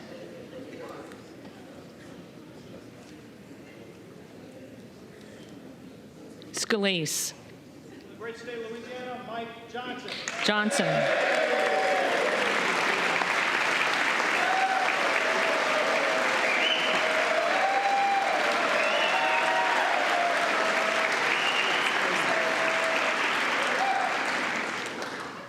Scanlon. Jeffries. Schakowsky. Jeffries. Schiff. Jeffries. Snyder. Jeffries. Skolton. Jeffries. Schreier. Jeffries. Swikert. Johnson. Austin Scott. Johnson. David Scott. Jeffries. Scott of Virginia. Jeffries. Self. Johnson. Sessions. Johnson. Sewell. Jeffries. Sherman. Jeffries. Sherrill. Jeffries. Simpson. Johnson. Slotkin. Jeffries. Smith of Missouri. Johnson. Smith of Nebraska. Johnson. Smith of New Jersey. Johnson. Smith of Washington. Jeffries. Smucker. Johnson. Sorensen. Jeffries. Soto. Jeffries. Spanberger. Jeffries. Sparts. Johnson. Stensbury. Jeffries. Stanton. Jeffries. Stauber. Johnson. Steele. Johnson. Stefanik. Johnson. Style. Johnson. Stubbe. Johnson. Stevens. Jeffries. Strickland. For the protection of voting rights, Hakeem Jeffries. Jeffries. Strong. Johnson. Swalwell. Jeffries. Sykes. Jeffries. Takano. Jeffries. Tenney. The Honorable Mike Johnson of Louisiana. Johnson. Tanadar. Jeffries. Thompson of California. Jeffries. Thompson of Mississippi. Jeffries. Thompson of Pennsylvania. Johnson. Tiffany. Johnson. Timmons. Johnson. Titus. Jeffries. Tlaib. Jeffries. Takuda. Jeffries. Tonko. Jeffries. Torres of California. Jeffries. Torres of New York. Jeffries.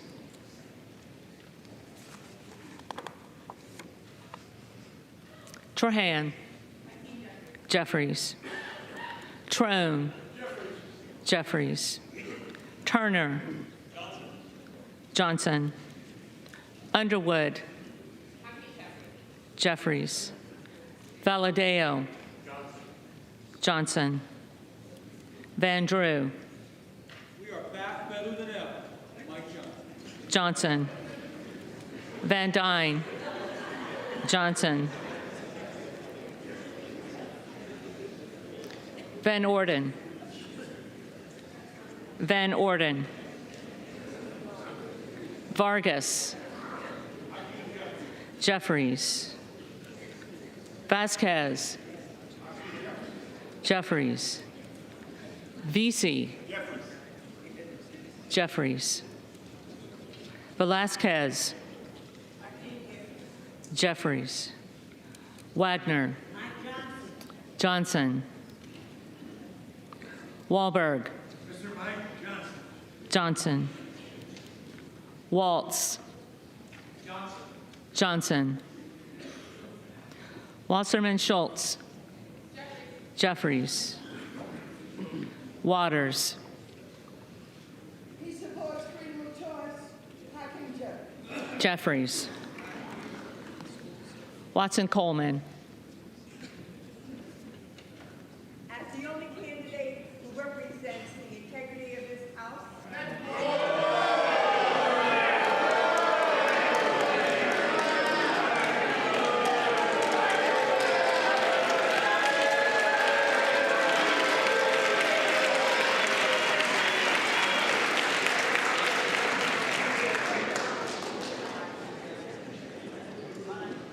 Watson Coleman. again, do I need to say Hakeem Jeffries again because I read? Jeffries. The House will come to order. The clerk, the staff, and the tellers deserve to have the attention of the House. The clerk will continue. Weber of Texas.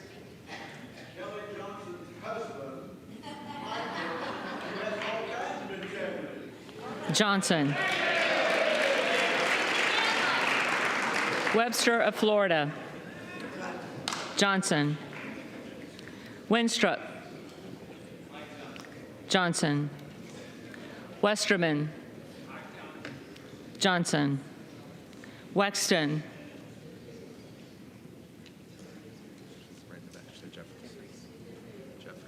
Jeffries. Wild. Jeffries. Williams of Georgia. Fulton County, Georgia, votes for Hakeem Jeffries. Jeffries. Williams of New York. The son of a firefighter, Mike Johnson. Johnson. Williams of Texas. Mike Johnson. Johnson. Wilson of Florida. Wilson of Florida. Jeffries. Wilson of South Carolina. Johnson. Whitman. Johnson. Womack. With the 217th pick in the race for Speaker in the 3rd District of Arkansas, selects Mike Johnson.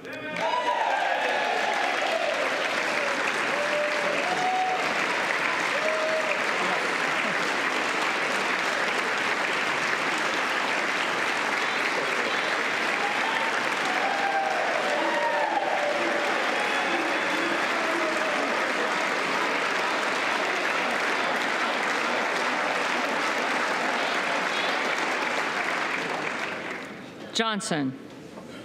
Yackham. Johnson. Zinke. The next Speaker of the People's House, Mike Johnson.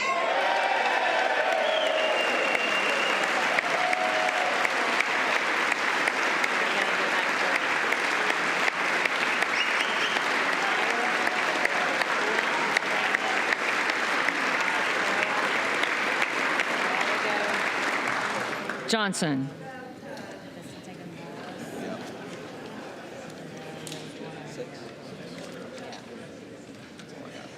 Well, Mike Johnson appears to have secured enough votes to become of the members who did not answer the first call of the roll. the next Speaker of the House. We're going to go through here and read out the names of the folks who have not yet voted. But James, if they are able to vote here, they're not enough to make a significant difference. Now, I want to be clear. It's not official until they gavel this in, until the floor is closed, until no one can change their votes or add in a vote.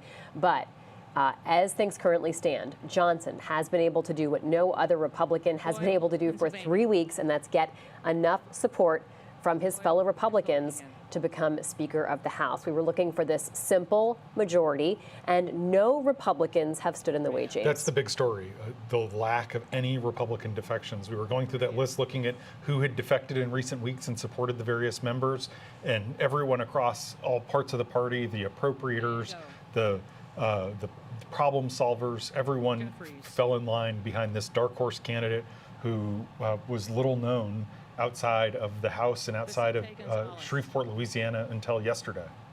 Rhonda, we see there the names, Mike Johnson, Hakeem Jeffries, no deviation from either of those. Democrats doing as they have done and standing with their party. Republicans finally opting to stand together as one. Tell us more.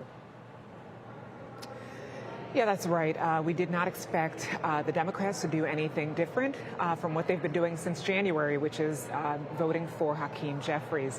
But it is incredibly notable because it's the first time we've seen it, this entire experience, almost a month-long experience, where we have now seen Republicans find that unity and back one candidate. We didn't even hear anybody vote present, which would have brought the threshold down of necessary votes and is sort of that non-committal way of voting. I think that speaks volumes, but it also makes you directly think of what is next. This was a grueling process. This created tensions that weren't there or were just bubbling under the surface that are now there. So after they celebrate this moment, what happens next? But of course, as you mentioned, nothing's final until you hear the clerk say that Johnson has won. We always wait for that final record, at least I do, because anything can happen, as we've seen. But that is what the expectation right now is, that Johnson has secured enough votes and unity from his party. Thanks, Rhonda. And you see there the tally that we have on screen, a number of 429. And so he would have needed 215. But, James, we did hear a moment when Steve Womack, a Republican from Arkansas, sort of got emotional there and was saying, like, he thought he was the vote to tip him over the threshold. And you saw a lot of cheering because at that moment it was evident to the Republicans in the room that Johnson had secured enough votes. And it was significant. Steve Womack's an institutionalist. He loves the House. He loves the chamber. But he was also a Scalise backer on 3 ballots last week. He was with Scalise when Jordan was the Speaker nominee. And so it really just was an exclamation mark on Republicans rallying behind this new figure. Let's bring in Aaron Blake, who joins us over Zoom. Aaron, if I interrupt, I want to apologize in advance because we will go back to the floor when we hear that gavel. But Aaron, just talk to us about this sort of quick flip of Republicans really not being able to coalesce around anyone to overnight coming together for Mike Johnson.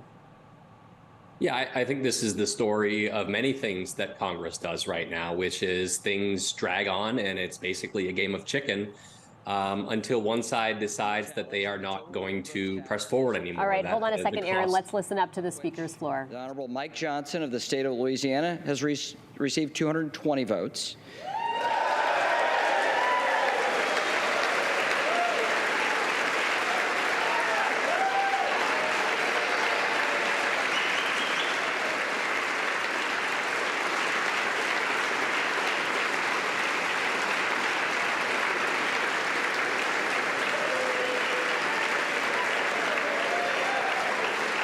And the Honorable Hakeem Jeffries of the state of New York has received 209 votes.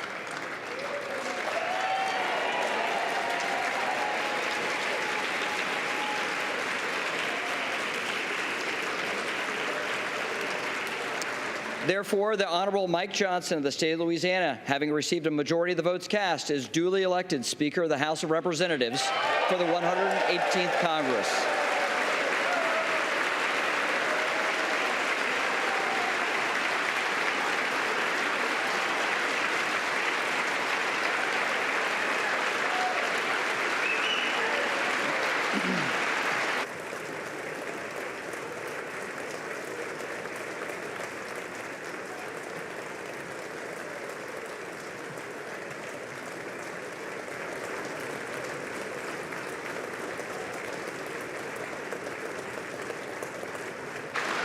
the chair appoints the following committee to escort the speaker-elect to the chair. The gentleman from Louisiana, Mr. Scalise. The gentleman from Minnesota, Mr. Emmer. The gentlewoman from New York, Ms. Stefanik. The gentleman from North Carolina, Mr. Hudson.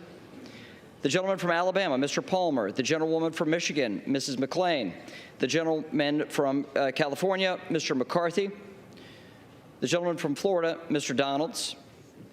The gentleman from Oklahoma, Mr. Hearn. The gentleman from Michigan, Mr. Bergman. The gentlewoman from Washington, Mrs. Rogers. The gentleman from Texas, Mr. Arrington. The gentleman from Texas, Mr. Fallon. The gentleman from New York, Mr. Molinaro. The gentlewoman from Florida, Mrs. Carmack. The gentleman from New York, Mr. Jeffries. The gentlewoman from Massachusetts, Ms. Clark. The gentleman from California, Mr. Aguilar. The gentleman from California, Mr. Liu. The gentlewoman from Washington, Ms. Delbene. The gentleman from South Carolina, Mr. Clyburn. The gentleman from Colorado, Mr. Neguse.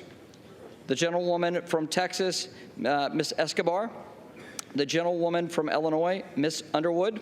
The gentlewoman from Florida, Ms. Wasserman Schultz. The gentleman from Michigan, Mr. Kildee. The gentlewoman from California, Ms. Jacobs. The gentlewoman from Texas, Ms. Crockett. And the members of the Louisiana delegation, Mr. Graves, Mr. Higgins, Ms. Letlow, Mr. Carter.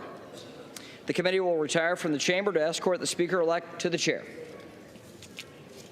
All right, James, tell us about these names that we just heard. So that was the Republican and Democratic leadership, both parties, and the members of the Louisiana delegation that Speaker Johnson is coming from, as well as others who are sort of important symbolically to kind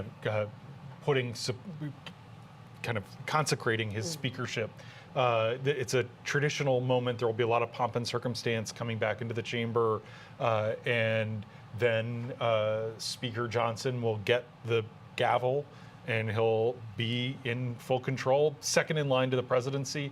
It's sort of amazing. His life is about to change so much. He's 52 years old, largely operated in obscurity, was a conservative activist and lawyer for a few decades, has been in Congress for not that many years. And when he leaves the Capitol tonight, he's going to have a massive security detail and police presence everywhere he goes. Second in line, as I mentioned, to the presidency. So it's President, Vice President, Speaker Pro Temp of the Senate, and then Speaker of the House. Okay. Well, we're going to fact check that. We're going to fact check that. I want to just bring in Aaron Blake for a moment, because Aaron was just talking about this experience of no resolution, no clarity, and then suddenly, boom, it happened. Aaron, tell us about it. Yeah, like I was saying, it's almost a game of chicken where the two sides are dug in and they're waiting each other out. They're waiting to see which side is prepared to take this thing further. And what we have seen over and over again is that it's often the hard right that is willing to take things further. And I think that what we saw before this vote was also very important. We saw Matt Gaetz going on Steve Bannon's podcast and basically spiking the football, saying that this was all worth it because they got to replace Kevin McCarthy with a more conservative member in Mike Johnson. I think the fact that comments like that, the fact that there was so much out there about Johnson's election denialism, and that did not impact this vote, it was a unanimous vote in the House Republican Conference, I think reflects that the more institutionalist wing of the party just wanted to get this over with. Mike Johnson was good enough. They were willing to give in and basically reward Matt Gaetz in certain ways for what he had done. And I think that is, aside from Mike Johnson and how he does as speaker, this exercise over the past 3+ weeks, I think has reinforced that wing of the party, the hard right of the party, is able to get what it wants in many cases just because it drives that harder bargain and because it has less consideration for kind of the institutional harms that come along with this form of brinkmanship. And so I think that's maybe the biggest political story of the day, aside from what Mike Johnson is going to be as a Speaker of the House. Thanks, Aaron. Stay with us. I want to affirm that James was correct. I had totally taken out the House Speaker of the chain of succession because It's been empty. So thank you, James. You are right. Such an important role, not only in terms of the line of the presidency, but also as leader of the House. So I want to bring Rhonda Colvin in to talk about the importance of the Speaker. This isn't just a role that runs the Republicans who are in the majority. It's also someone who's supposed to represent and be elected by the entire body. So talk to us about what the Speaker does. Yeah, I was actually ready to go through the line of secession, but I'm Please glad do, Rhonda. On air. These details, it's a lot. It's a lot after 20 plus days. But the Speaker, of course, is the leader of the party, the majority party. It doesn't always have to be. There is nothing in the Constitution that says it has to be a majority member. That is something that's actually a modern construct. It's also a job historically that no one has really wanted. It's pretty tough, and we're going to see now in the next few weeks and months if Johnson is the man for the job. Of course, it's leading the party, but it's also procedurally and parliamentary leading this whole body of the House of Representatives. One other role that might be very important right now as we're seeing conflicts around the world is a Speaker is also a part of that so-called Gang of Eight.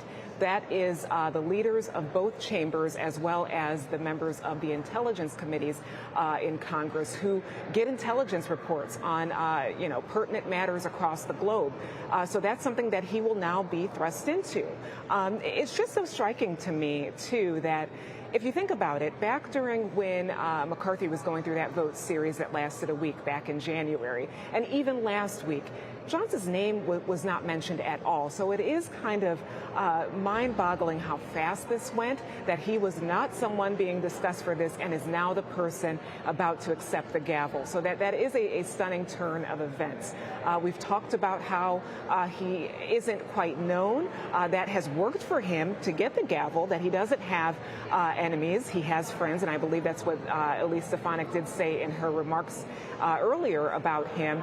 But, on these matters that are now going to be right in front of him for him to handle and try to navigate for his party, it's going to be really critical for him to go through that testing because there are so many up-and-coming battles that the House is going to have to face immediately. There's the issue with Israel. There are now only just a handful of days left, legislative days left, for them to figure out how to keep the government open by November 17th. So he's not going to have much time to learn the job quickly. So perhaps that will work for him or work against him, but we're all going to be able to see that soon. Aaron Blake, talk to us about what life will look like with a Speaker Johnson. I think it's difficult to say just because he is coming from such an unusual place, which is not having served in leadership before, being not being a chairman of a major committee before. We're in uncharted territory in many ways here. And that is going to allow him to define himself in certain ways.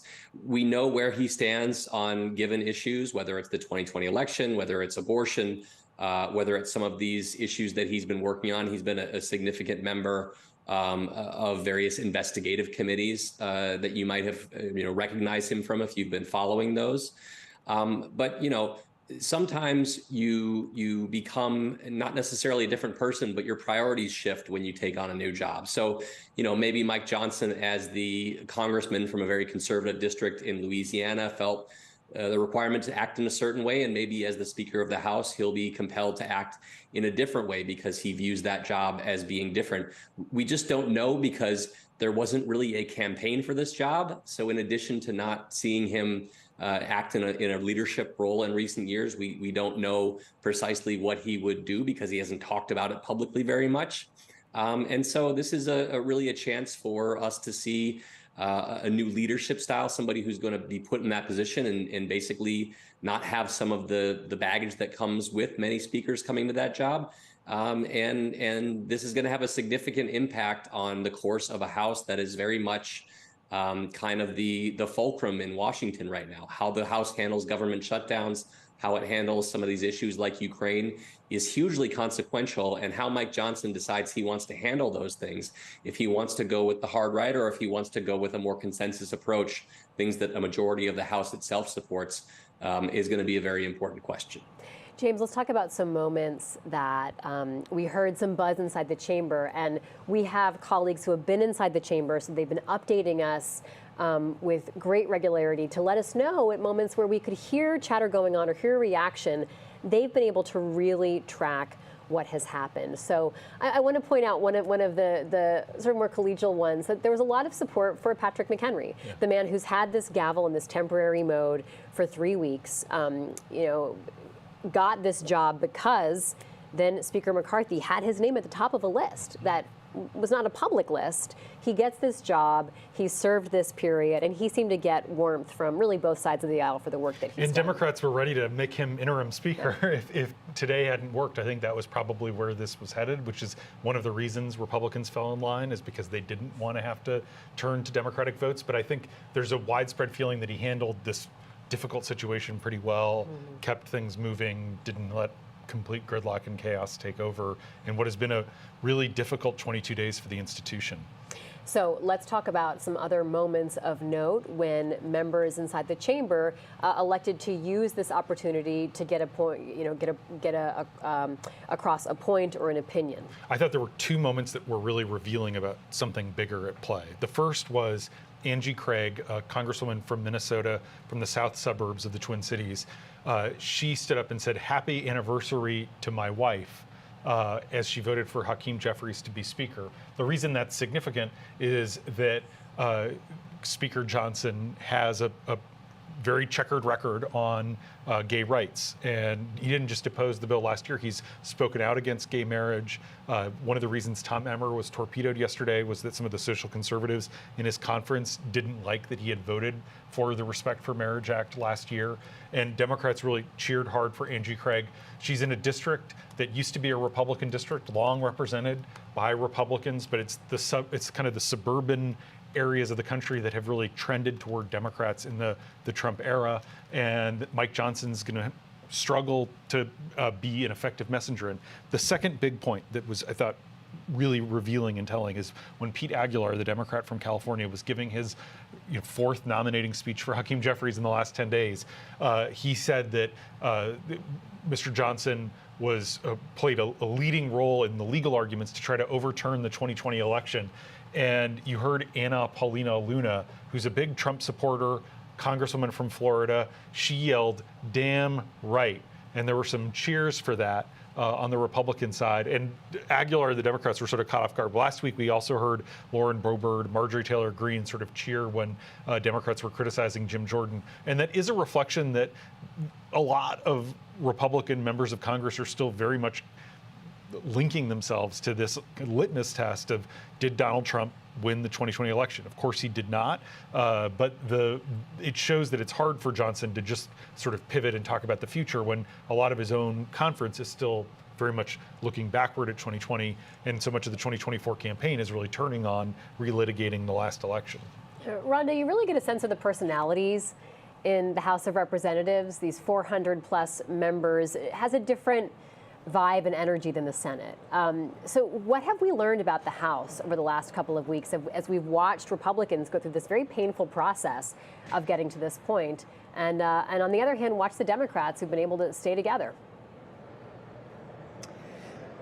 I think what I've learned from watching this play out, at least what I've learned about the Republican caucus, is actually not much, because a lot of this situation had its start back in January. I keep saying that because oftentimes congressional reporting is just watching what's happening and seeing how there's a through line. And there is certainly a through line right now of how there are hardliners that are sort of driving the way.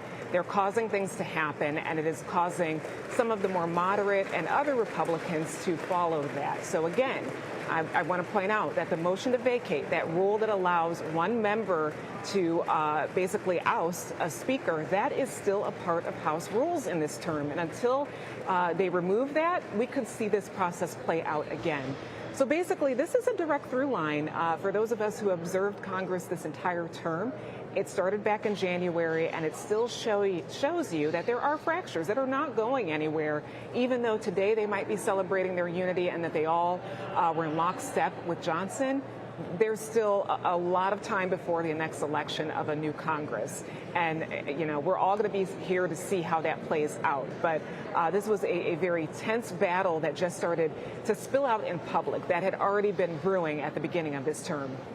We see there the man who's just been elected Speaker, Mike Johnson, making his way up to the podium. We saw him followed by Steve Scalise, James, and also Hakeem Jeffries. A lot of handshakes, both a feeling, I think, of accomplishment on behalf of Republicans, but also relief. Let's be frank about this. Yeah, relief this is kind of to get to this place and to have a vote go off without a hitch for the Republicans after having 8 members, led by one, as Rhonda pointed out, torpedo the speakership of Kevin McCarthy and then stand in the way of Steve Scalise. Other members stand in the way of Jim Jordan, and then Tom Emmer have to give up last night when Donald Trump came out against him and he realized he could not win over enough of his fellow Republicans to vote for him. You can see there Kevin McCarthy shaking some hands, how his life has changed in the past month. Something that was perhaps pre-written based on the fact that he had brokered that deal that said one member could call to vacate the chair.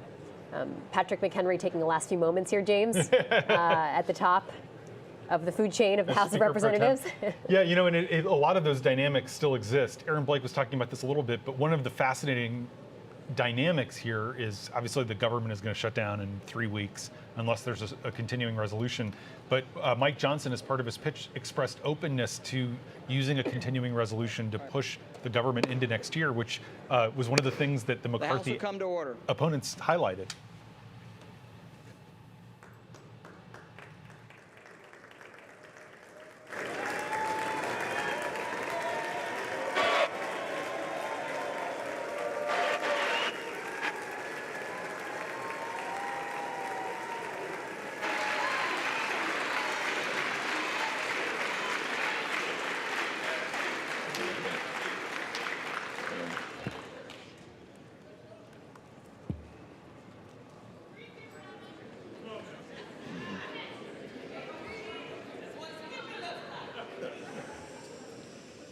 Speaker Mike Johnson, Speaker Emerita Nancy Pelosi, Whip Clark, Chairman Aguilar, all of my colleagues in government on both sides of the aisle.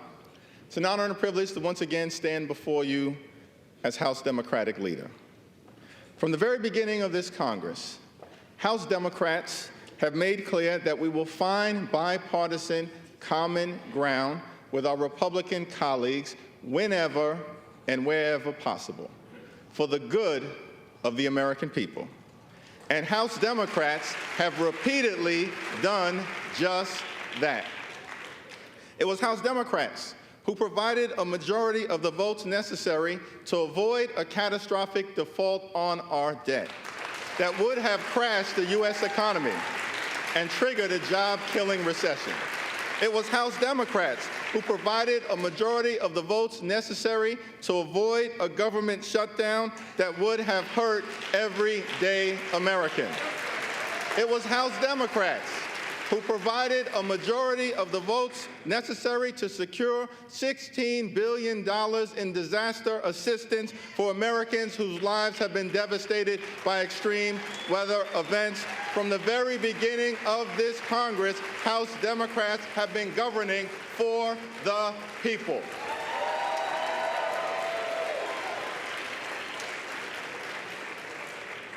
We continue to look forward to finding bipartisan common ground whenever and wherever possible. House Democrats will continue to partner with President Biden and Senate Democrats to put people over politics. House Democrats will continue to fight for lower costs, better paying jobs, safer communities, and to build an economy from the middle out and the bottom up and not the top down. House Democrats will continue to push back against extremism in this chamber and throughout the country. House Democrats will continue to protect Social Security, protect Medicare, protect Medicaid, protect our children, protect our climate, protect low-income families, protect working families, protect the middle class, protect organized labor, protect the LGBTQ community, protect our veterans, protect older Americans, protect the Affordable Care Act, protect the right to vote, protect the peaceful transfer of power, protect our democracy, and protect a woman's freedom to make her own reproductive health care decisions.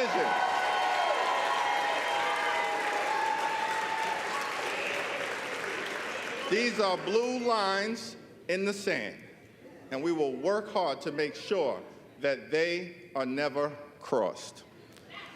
We must also continue to stand by President Biden as he works to bring American hostages and Israeli hostages held by Hamas back home.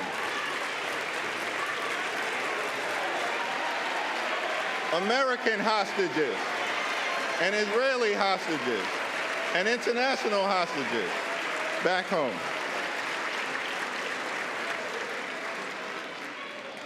We must also stand by our friends on the international stage. And we have no better friend in the Middle East than the State of Israel.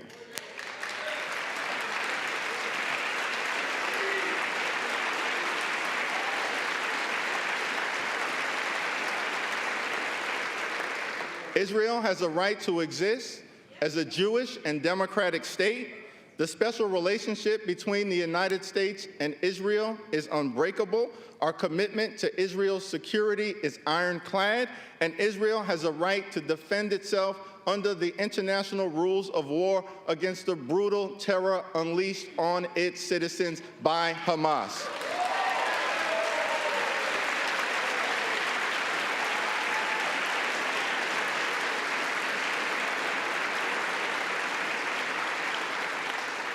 Our ironclad commitment to Israel's security and the effort to defeat Hamas is not inconsistent with the goal of achieving a lasting and just peace between Israel and the Palestinian people.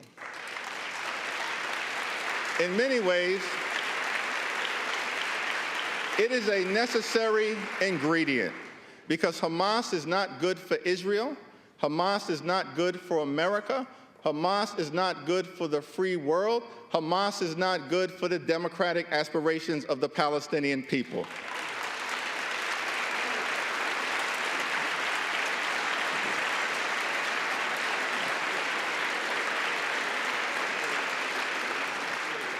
We must also support Ukraine in its courageous effort to defeat Russian aggression. There are only two paths in front of us. We can either stand up for Ukraine or bow down to Vladimir Putin. That is not a difficult choice. We must stand up for America's national security. We must stand up for democracy. We must stand up for freedom. We must stand up for truth. We must stand up for the Ukrainian people until victory is won.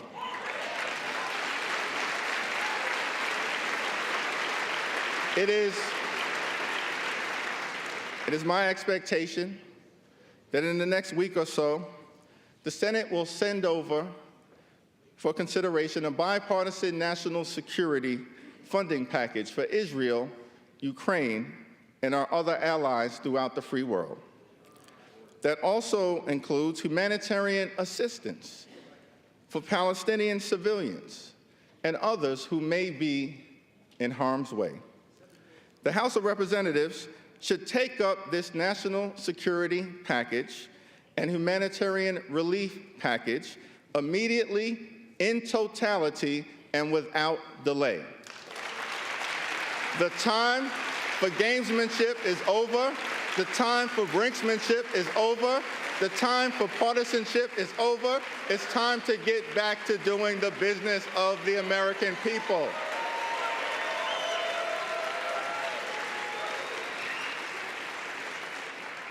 Let me conclude. Let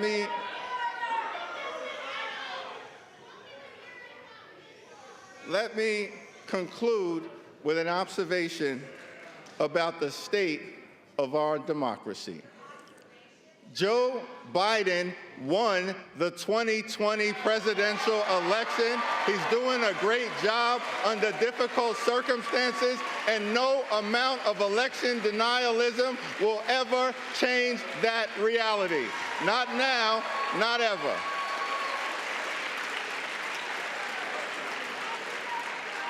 Throughout the years, presidents from Ronald Reagan to Barack Obama, Dwight Eisenhower to Lyndon Baines Johnson have spoken to this chamber and urged us to put aside partisan politics for the good of the American people.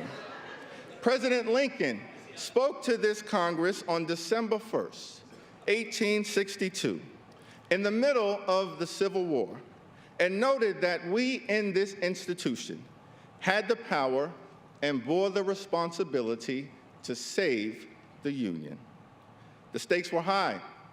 As articulated by President Lincoln, we could either nobly save or meanly lose America as we know it, the last best hope on earth.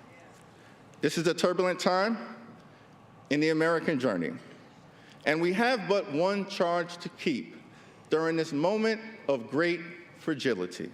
Our union must be sustained. Our union must be strengthened.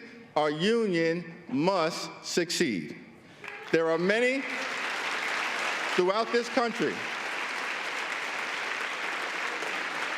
who are understandably alarmed at the turbulence of the moment, at the chaos, the dysfunction, and the extremism that has been unleashed in this chamber from the very beginning of this Congress. But this too shall pass. Our country has often confronted adversity, and the good news is we always find a way to make it to the other side. We faced adversity in the 1860s, in the middle of the Civil War, when the country was literally tearing itself apart. We faced adversity in October of 1929, when the stock market collapsed, plunging us into a Great Depression. We faced adversity in December of 1941, when a foreign power unexpectedly struck, plunging us into a world war with the evil empire of Nazi Germany. We faced adversity in the Deep South in the 1950s and 60s, when the country was struggling to reconcile the inherent contradictions between Jim Crow segregation and the glorious promises of the Constitution. We faced adversity on September 11th, 2001, when the towers and the Pentagon were unexpectedly struck, killing thousands of lives in an instant.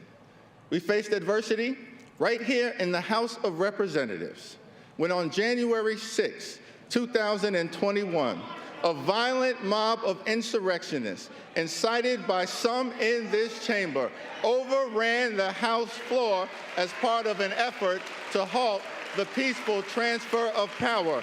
Every time we faced adversity, the good news here in America is that we always overcome. That is the power of American exceptionalism. That is why America is the land of the free and the home of the brave. That is why I remain optimistic about the future of this country. That is why America is the last best hope on earth. God bless you. God bless the House of Representatives. God bless the United States of America.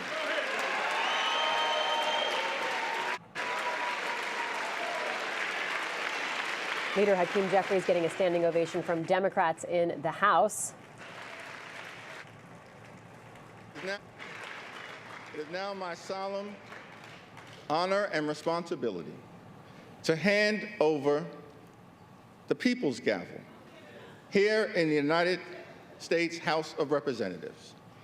To a family man, a hardworking man, a Baptist man, a Southern man, a son of a firefighter's household, the gentleman from the great state of Louisiana and the 56th Speaker of the United States House of Representatives, the Honorable Mike Johnson.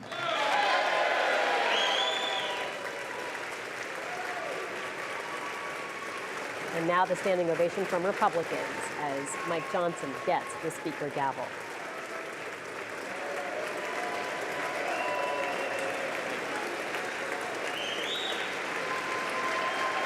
Thank you.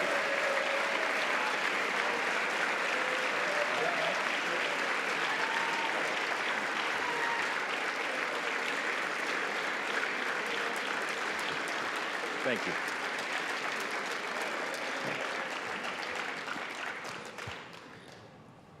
Thank you all. First, a few words of gratitude. I want to thank Leader Jeffries. I do look forward to working with you on behalf of the American people. I know we see things from very different points of view, but I know that in your heart you love and care about this country and you want to do what's right. And so we're going to find common ground there, all right?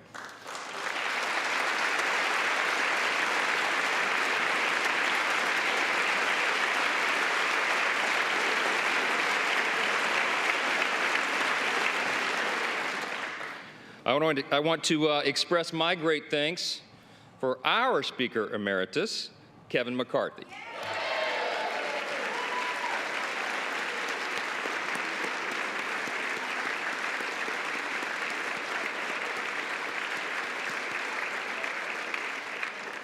Kevin has dedicated over 2 decades of his life to selfless public service, 16 of those years in this House.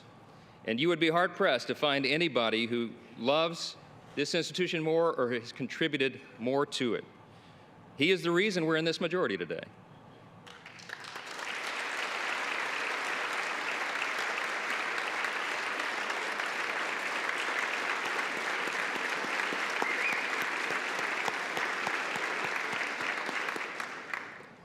His impact can never be overstated, and I want to thank him for his leadership, his friendship, and the selfless sacrifice that you and Judy have made for so many years. You helped build it, Kevin, and we owe you a great debt of gratitude. I want to thank the dedicated and overworked staff of this beleaguered House.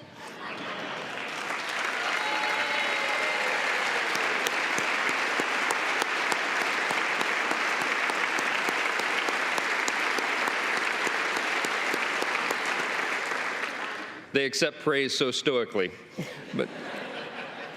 But Miss Susan Cole, our House reading clerk, and yes.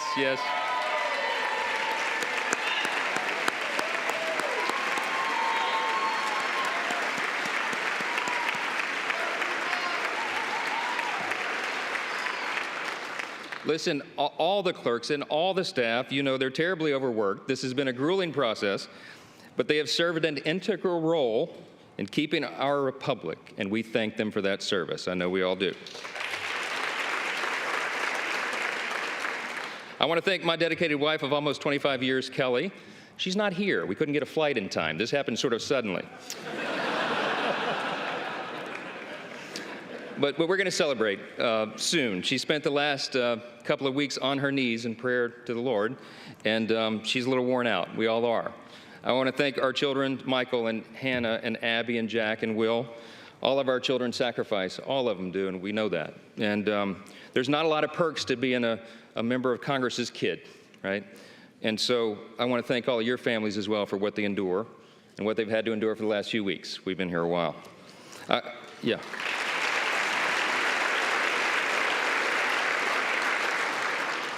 I want to thank my faithful mother, Jeannie Johnson, who bore me at the age of 17.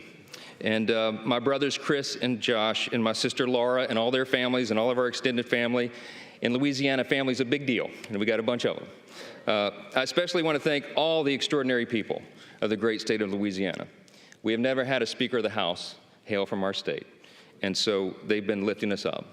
I thank the people of Louisiana for the opportunity to serve you in Congress, and I'm humbled by your continuous support. We will make you proud. To my colleagues, I want to thank you all for the trust that you have instilled in me to lead us in this historic and unprecedented moment that we're in. The challenge before us is great, but the time for action is now, and I will not let you down.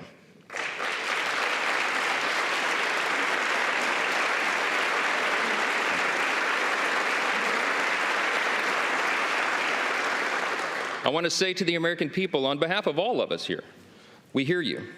We know the challenges you're facing. We know that there's a lot going on in our country, domestically and abroad, and we are ready to get to work again to solve those problems, and we will.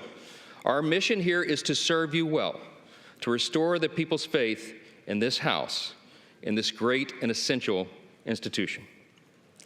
My dad, it was mentioned, my dad was a firefighter. He was an assistant chief in the fire department in my hometown of Shreveport, Louisiana, a little town in northwest Louisiana. On September 17, 1984, when I was 12 years old, he was critically burned and permanently disabled in the line of duty.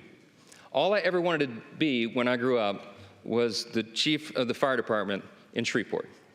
But after the explosion on that fateful day, he nearly died, and it was a long road back, and it's changed all of our life trajectories. I'm the oldest of 4 kids.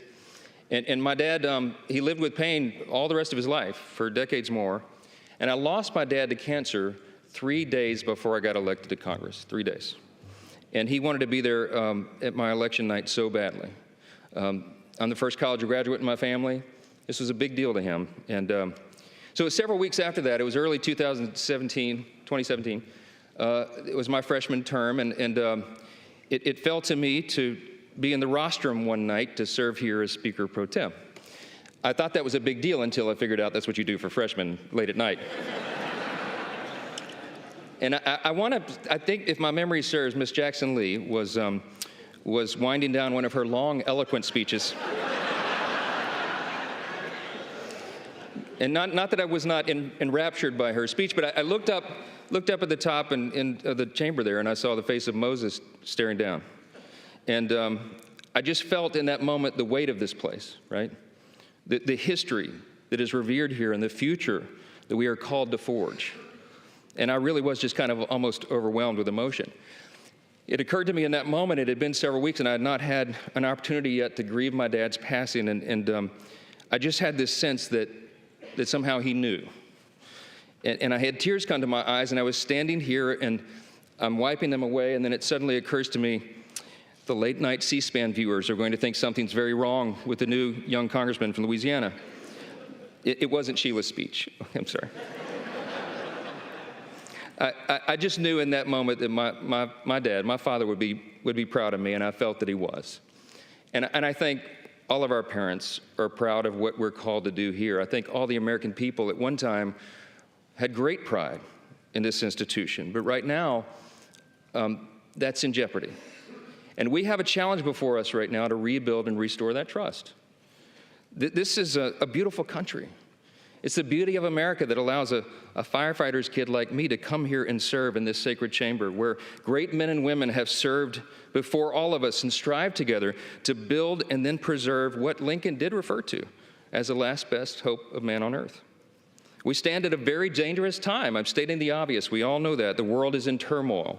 But a strong America is good for the entire world.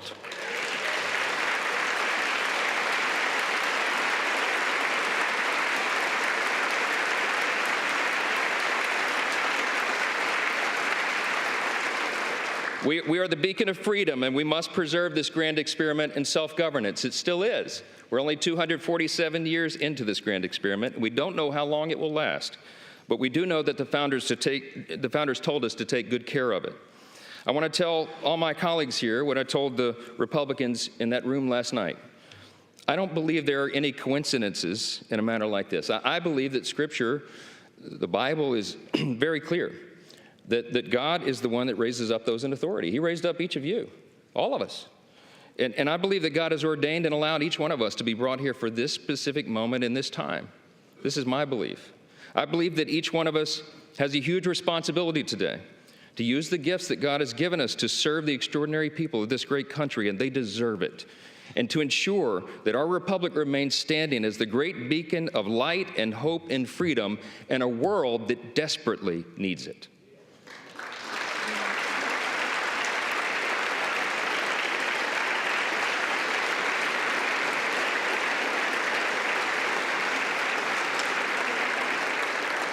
It was in 1962 that our national motto, "In God We Trust," was adorned above this rostrum. And if you look at the little guide that they give tourists and constituents who come and visit the house, if you turn in there to about page 14 in the middle of that guide, it tells you the history of this. And it says very simply, these words were placed here above us. This motto was placed here as a rebuke of the Cold War era philosophy of the Soviet Union. That philosophy was Marxism and communism, which begins with the premise that there is no God. This is a critical distinction that is also articulated in our nation's birth certificate. We know the language well, the famous second paragraph that we used to have children memorize in school, and they don't do that so often anymore, but they should. G.K. Chesterton was the famous British philosopher and statesman, and he said one time, "America is the only nation in the world that is founded upon a creed." And he said it's listed with almost theological lucidity in the Declaration of Independence. What is our creed? We hold these truths to be self-evident, that all men are created equal, not born equal, created equal. And they are endowed by the same inalienable rights, with the same inalienable rights: life, liberty, pursuit of happiness. That is the creed that has animated our nation since its founding, that has made us the great nation that we are. And we're in a time of extraordinary crisis right now. And the world needs us to be strong. They need us to remember our creed and our admonition. Turmoil and violence have rocked the Middle East and Eastern Europe. We all know it. And tensions continue to build in the Indo-Pacific. The country demands strong leadership of this body, and we must not waver. Our nation's greatest ally in the Middle East is under attack. The first bill that I'm going to bring to this floor in just a little while will be in support of our dear friend Israel, and we're overdue in getting that done.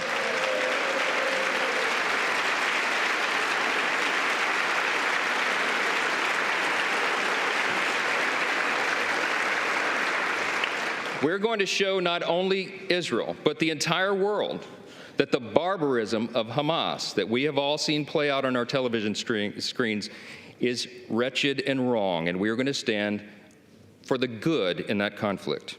We have a catastrophe at our southern border. The Senate and the White House can no longer ignore the problem.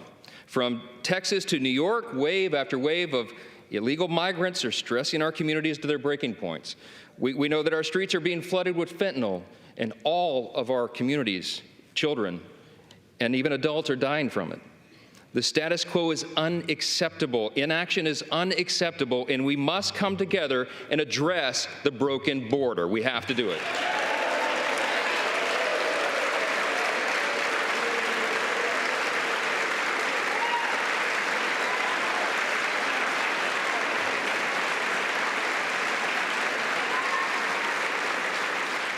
The skyrocketing cost of living is unsustainable, and Americans should not have to worry about how they're going to feed their family every week because they can't afford their groceries anymore. Everybody in this room should think about this. Here's the stats. Prices have increased over 17% in the last 2 years. Credit card interest rates are at the highest level in nearly 3 decades, and mortgage rates are now at a peak we haven't seen since 2001. We have to bring relief to the American people by reining in federal spending and bringing down inflation.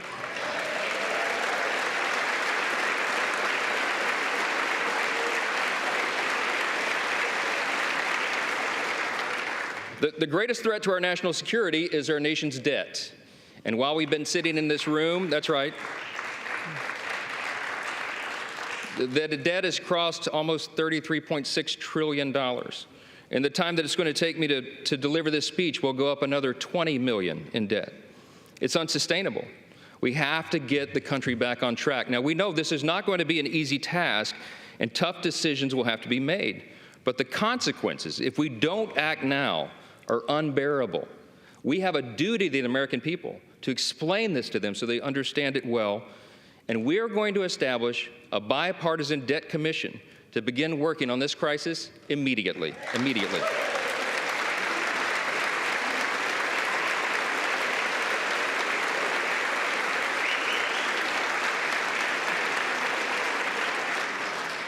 We all know that we also live in a time of bitter partisanship. It was noted, and it's been on display here today, right? When our people are losing their faith in government, when they're losing sight of the principles that made us the greatest nation in the history of the world, I think we got to be mindful of that. We're going to fight. We're going to fight vigorously over our core principles because they're at odds a lot of times now in this modern era. We have to sacrifice sometimes our preferences because that's what's necessary in a legislative body. But we will defend our core principles to the end. In his farewell address, thank you. In his farewell address, President Reagan explained the secret of his rapport with people. And I like to paraphrase his explanation all the time. He said, you know, they call me the great communicator, but I really wasn't that. He said, I was just communicating great things. And they're the same great things that have guided our nation since its founding. What are those great things? I call them the 7 core principles of American conservatism, but let me concede to you all, I think it's really quintessentially the core principles of our nation. I boil them down to individual freedom, limited government, the rule of law, peace through strength, fiscal responsibility, free markets, and human dignity. Those are the foundations that made us the extraordinary nation that we are. And you and I today are the stewards of those principles. The things that have made us the freest, most powerful, most successful nation in the history of the world. The things that have made us truly exceptional. In this time of great crisis, it is our duty to work together, as previous generations of great leaders have, to face these great challenges and solve these great problems. I will conclude with this. The job of the Speaker of the House is to serve the whole body, and I will. But I've made a commitment to my colleagues here that this Speaker's office is going to be known for decentralizing the power here.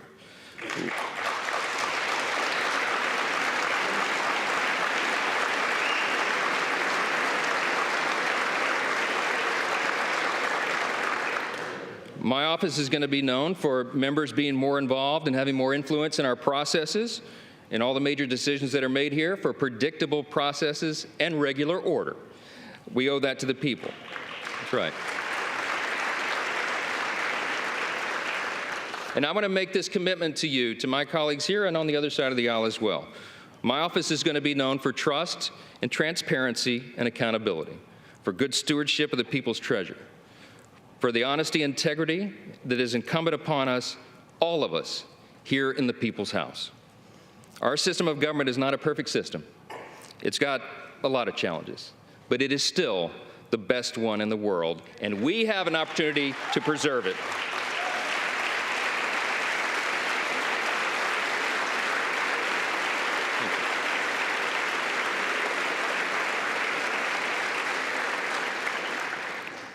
Last thing I'm going to say is a message to the rest of the world. They have been watching this drama play out for a few weeks. We've learned a lot of lessons, but you know what? Through adversity, it makes you stronger. And we want our allies around the world to know that this body of lawmakers is reporting again to our duty stations. Let the enemies of freedom around the world hear us loud and clear. The People's House is back in business.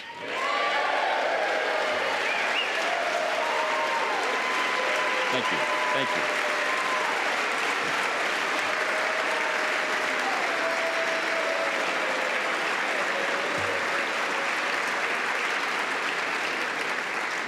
We will do our duty here. We will serve you well.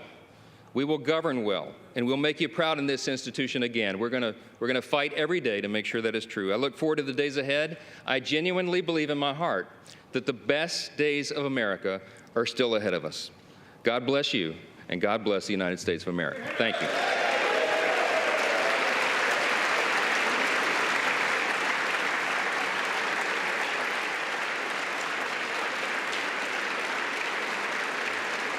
Thank you. Speaker Mike Johnson, in his first speech, I'm now ready to in that role, let's listen to him. And I ask the Dean of the House of Representatives, the Honorable Harold Rogers of Kentucky, to please administer the oath of office. Mr. Speaker Designee, congratulations on your election. Thank you, sir. When our founding fathers chose a bold, new, and innovative new self-rule government. It was met by deep skepticism by the world's monarchs. They said self-rule is only a dream. Our founders said they're right. It's the American dream. Amen.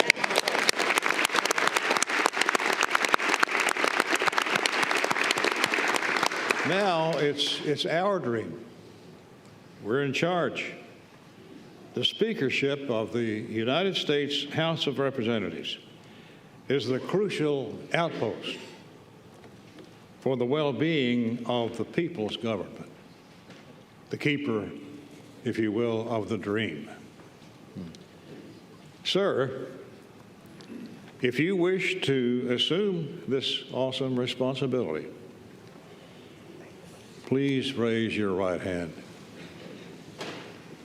Do you solemnly swear that you will support and defend the Constitution of the United States against all enemies, foreign and domestic, that you will bear true faith and allegiance to the same, that you take this obligation freely without any mental reservation or purpose of evasion, and that you will well and faithfully discharge the duties of the office on which you are about to enter.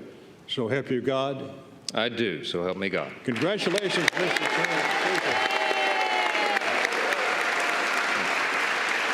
Thank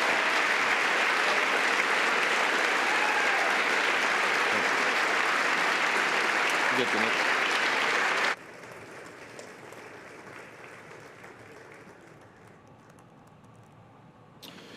Would y'all like to get right into governing?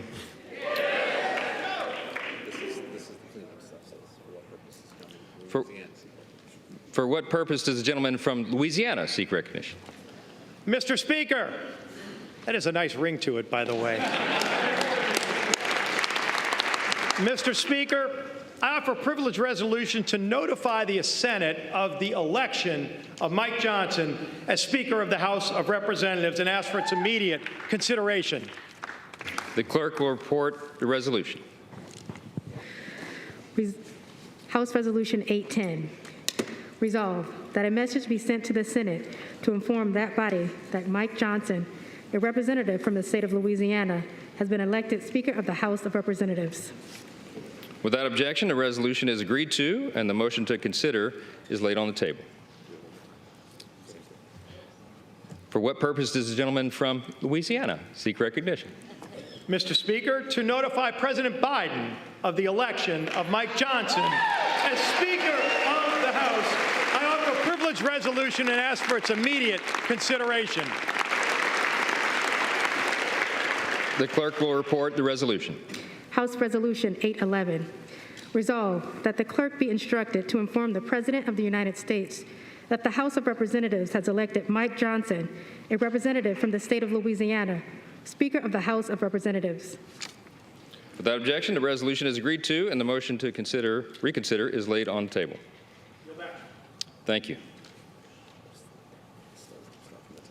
All right. The chair would take this occasion to note that the Speaker's announced policies with respect to particular aspects of the legislative process placed in the record on January 9, 2023 will continue in effect for the remainder of the 118th Congress. The chair announces that the Speaker has delivered to the clerk a letter dated October 25, 2023, listing members in the order in which each shall act as Speaker pro tempore under Clause 8B3 of Rule 1. The chair lays before the House a communication. The Honorable, the Speaker, House of Representatives.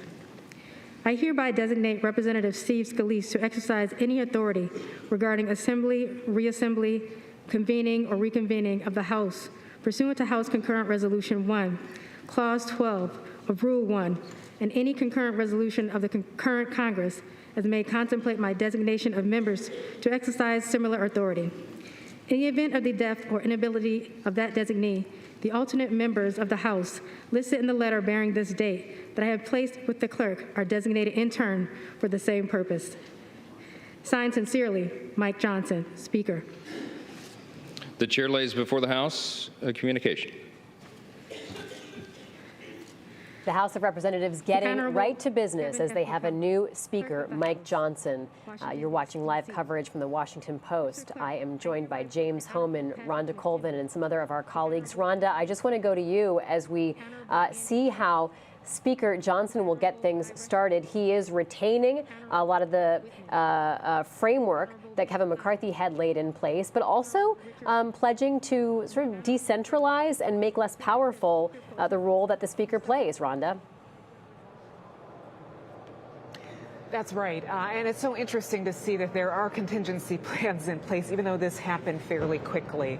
You saw that, the GOP caucus had people picked to be the escorts for him as he accepted the gavel. You see that he had somebody ready to swear him in. In his speech, it was a little bit off the cuff than what I remember when McCarthy gave a similar speech back in January. He also Johnson remarked how his wife couldn't even get a flight this quick. And so that should show us how quick this all happened. I can also tell you that I'm facing the House steps right now, and out the window I can see Capitol Police on motorcycles, ambulances lining up because the next action is that Johnson will be on the House steps with members of the GOP caucus to give a brief presser. So it also shows you how quick everything snaps into place with security. He will have a bigger detail than he did this morning. The sign over the Speaker's office in the Capitol will likely change to his name very quickly. So all of these things are in motion with a contingency plan that usually happens when these elections happen.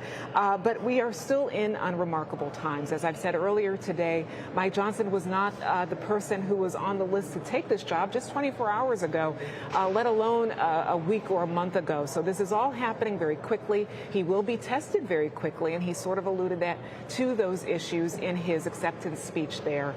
He did say he wants to start getting the government back up and running. One of the first things he said is he does intend to work with Hakeem Jeffries in a bipartisan way, even though they do have some differences. So there seemed to be an olive branch right there at the top. But again, we are just in really uncharted territory still, even though we now have a Speaker. But this is all very new, and we're going to see what type of leader Johnson ends up being. James. That was him introducing himself. I think a lot of that was his sort of standard stump speech that he might give back home, but even experienced congressional reporters haven't heard it before because he's not someone who they're seeing all the time. Yeah, talking about his autobiography, his first family, in his family to go to college, born to a mother when she was 17. His dad was a firefighter who got severely injured and then died of cancer just days before he was elected to Congress. He came across, I thought, as a likable person.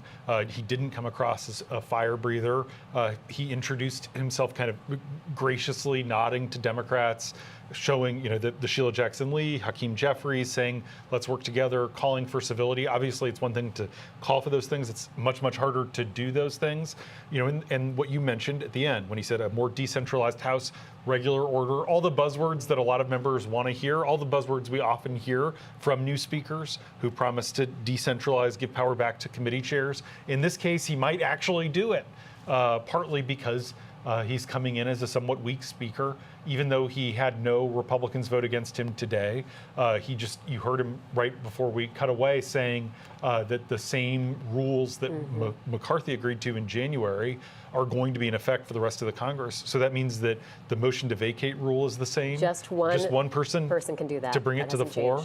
But you also heard him say, we hear all the time about Speaker Emeritus Nancy Pelosi. There's also Speaker Emeritus Kevin McCarthy.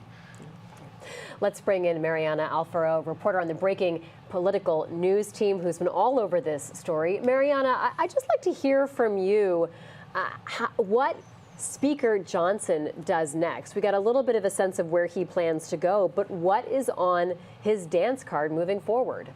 Yes, so he released a letter to his colleagues earlier today, right before we headed to the floor, stating that he has big plans to get through these appropriation bills. If you remember, by mid-November, so November 17th, the government will run out of funding. And so the House has already passed a few of these bills, but they have 8 to go. And the pressure is, will they get these done and sent to the Senate before November 17th? So he laid out a very, very, I would say, interesting schedule. It's definitely packed. Basically, for the next 3 weeks, we can expect the House to take on the next 8 bills.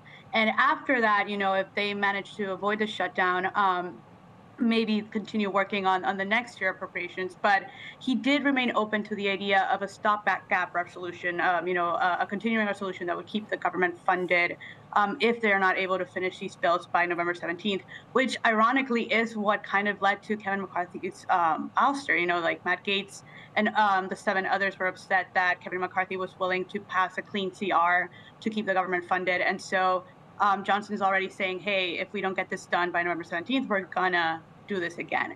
Another very interesting thing that he laid out, even before becoming speaker officially, was saying that if the appropriations for the next fiscal year, so fiscal year 2025, are not done by August of 2024, he's gonna keep the House in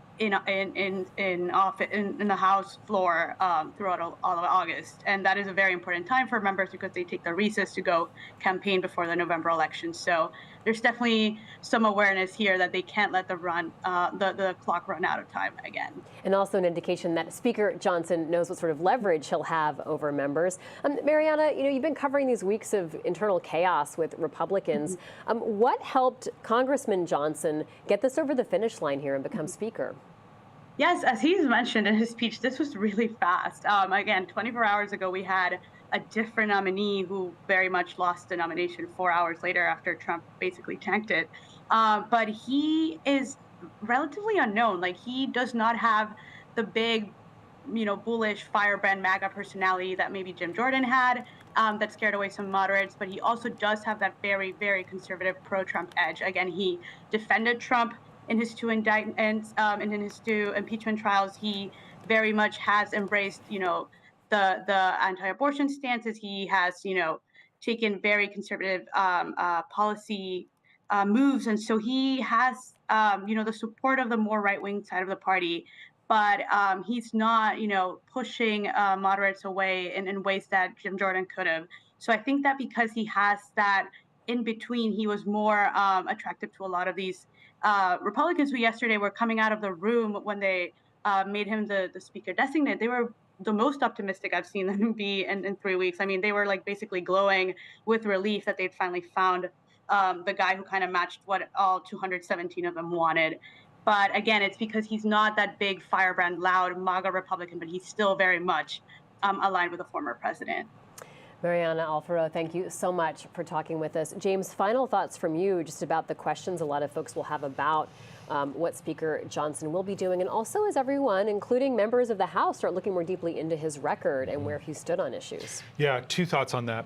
The first is he, as he mentioned in his speech, was elected in November 2016, took office in January 2017, the same month Donald Trump became president. He wasn't there when John Boehner was in the House. Boehner stepped down as Speaker in September 2015. So he was not there for the fights, many of the fights of the last decade between House Republicans, between sort of the Freedom Caucus and the establishment wing of the party. And so he is kind of, as Elise Stefanik said when she was introducing him, he's liked by all, hated by none in the conference. And ultimately, as she put it, he's a nice guy. And that was key. But now he is this dark horse coming into this job. I was struck, you're already hearing them start to thread the needle. He nodded certainly hard to Israel, nodded and said, understand there's aggression in Eastern Europe. That's a reference to Ukraine without saying Ukraine. And then new uncertainty in the Indo-Pacific. That's a reference to China and Taiwan.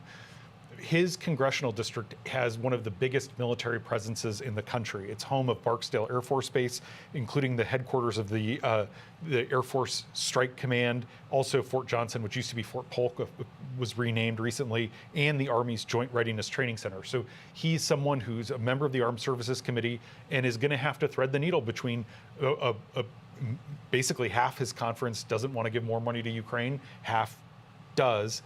That's going to be the first big test in the next few weeks, in addition to whether or not the government stays funded. Yeah, and Rhonda, final thoughts from you, some things that were deal breakers for other candidates for Speaker he was able to sort of wiggle out of. What are you going to be watching for going forward? I think that the first test that we're really going to see is the negotiations over how to keep the government funded. There are about 16 legislative days available right now for them to work with the Senate appropriators. So we'll see what that all looks like. I know that hardliner Republicans in the House do not want another CR, which is that stopgap measure that keeps the government afloat for a few more weeks while they figure things out. But then again, they don't have much time to figure things out. So I think that's really going to be his very first big test. And it's a big one for even if he were in there for the last year. We saw what that did to Kevin McCarthy's speakership. That's where some of the hardliners said they had a problem with him agreeing with a CR. We also saw that during the debt limit negotiations, where Kevin McCarthy could not make the hardliners happy when he was going back and forth to the White House with Hakeem Jeffries and trying to be that group of four to figure something out. So that's going to be where you're going to see, is Johnson going to be able to make everyone in that caucus happy?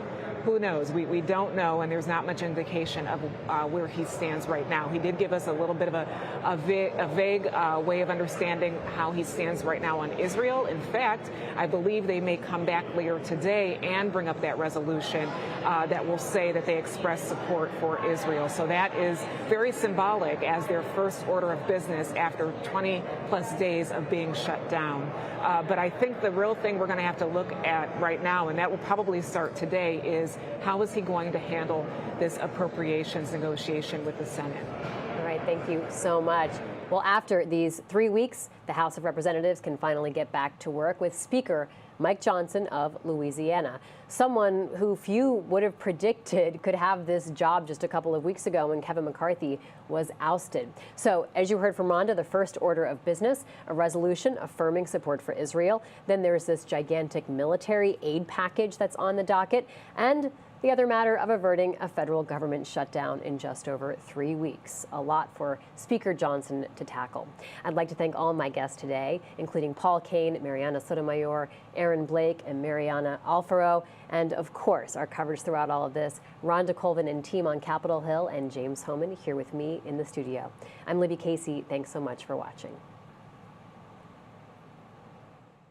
The Washington Post newsroom delivers breaking events around the world as they happen. Unrivaled reporting from the journalists you've come to trust. To get the facts fast and meet the challenges of today head on. Get the news that matters most with a special offer by visiting WashingtonPost.com/watch. Subscribing unlocks instant access, bringing you the Post's award-winning coverage anytime, any place. Because democracy dies in darkness.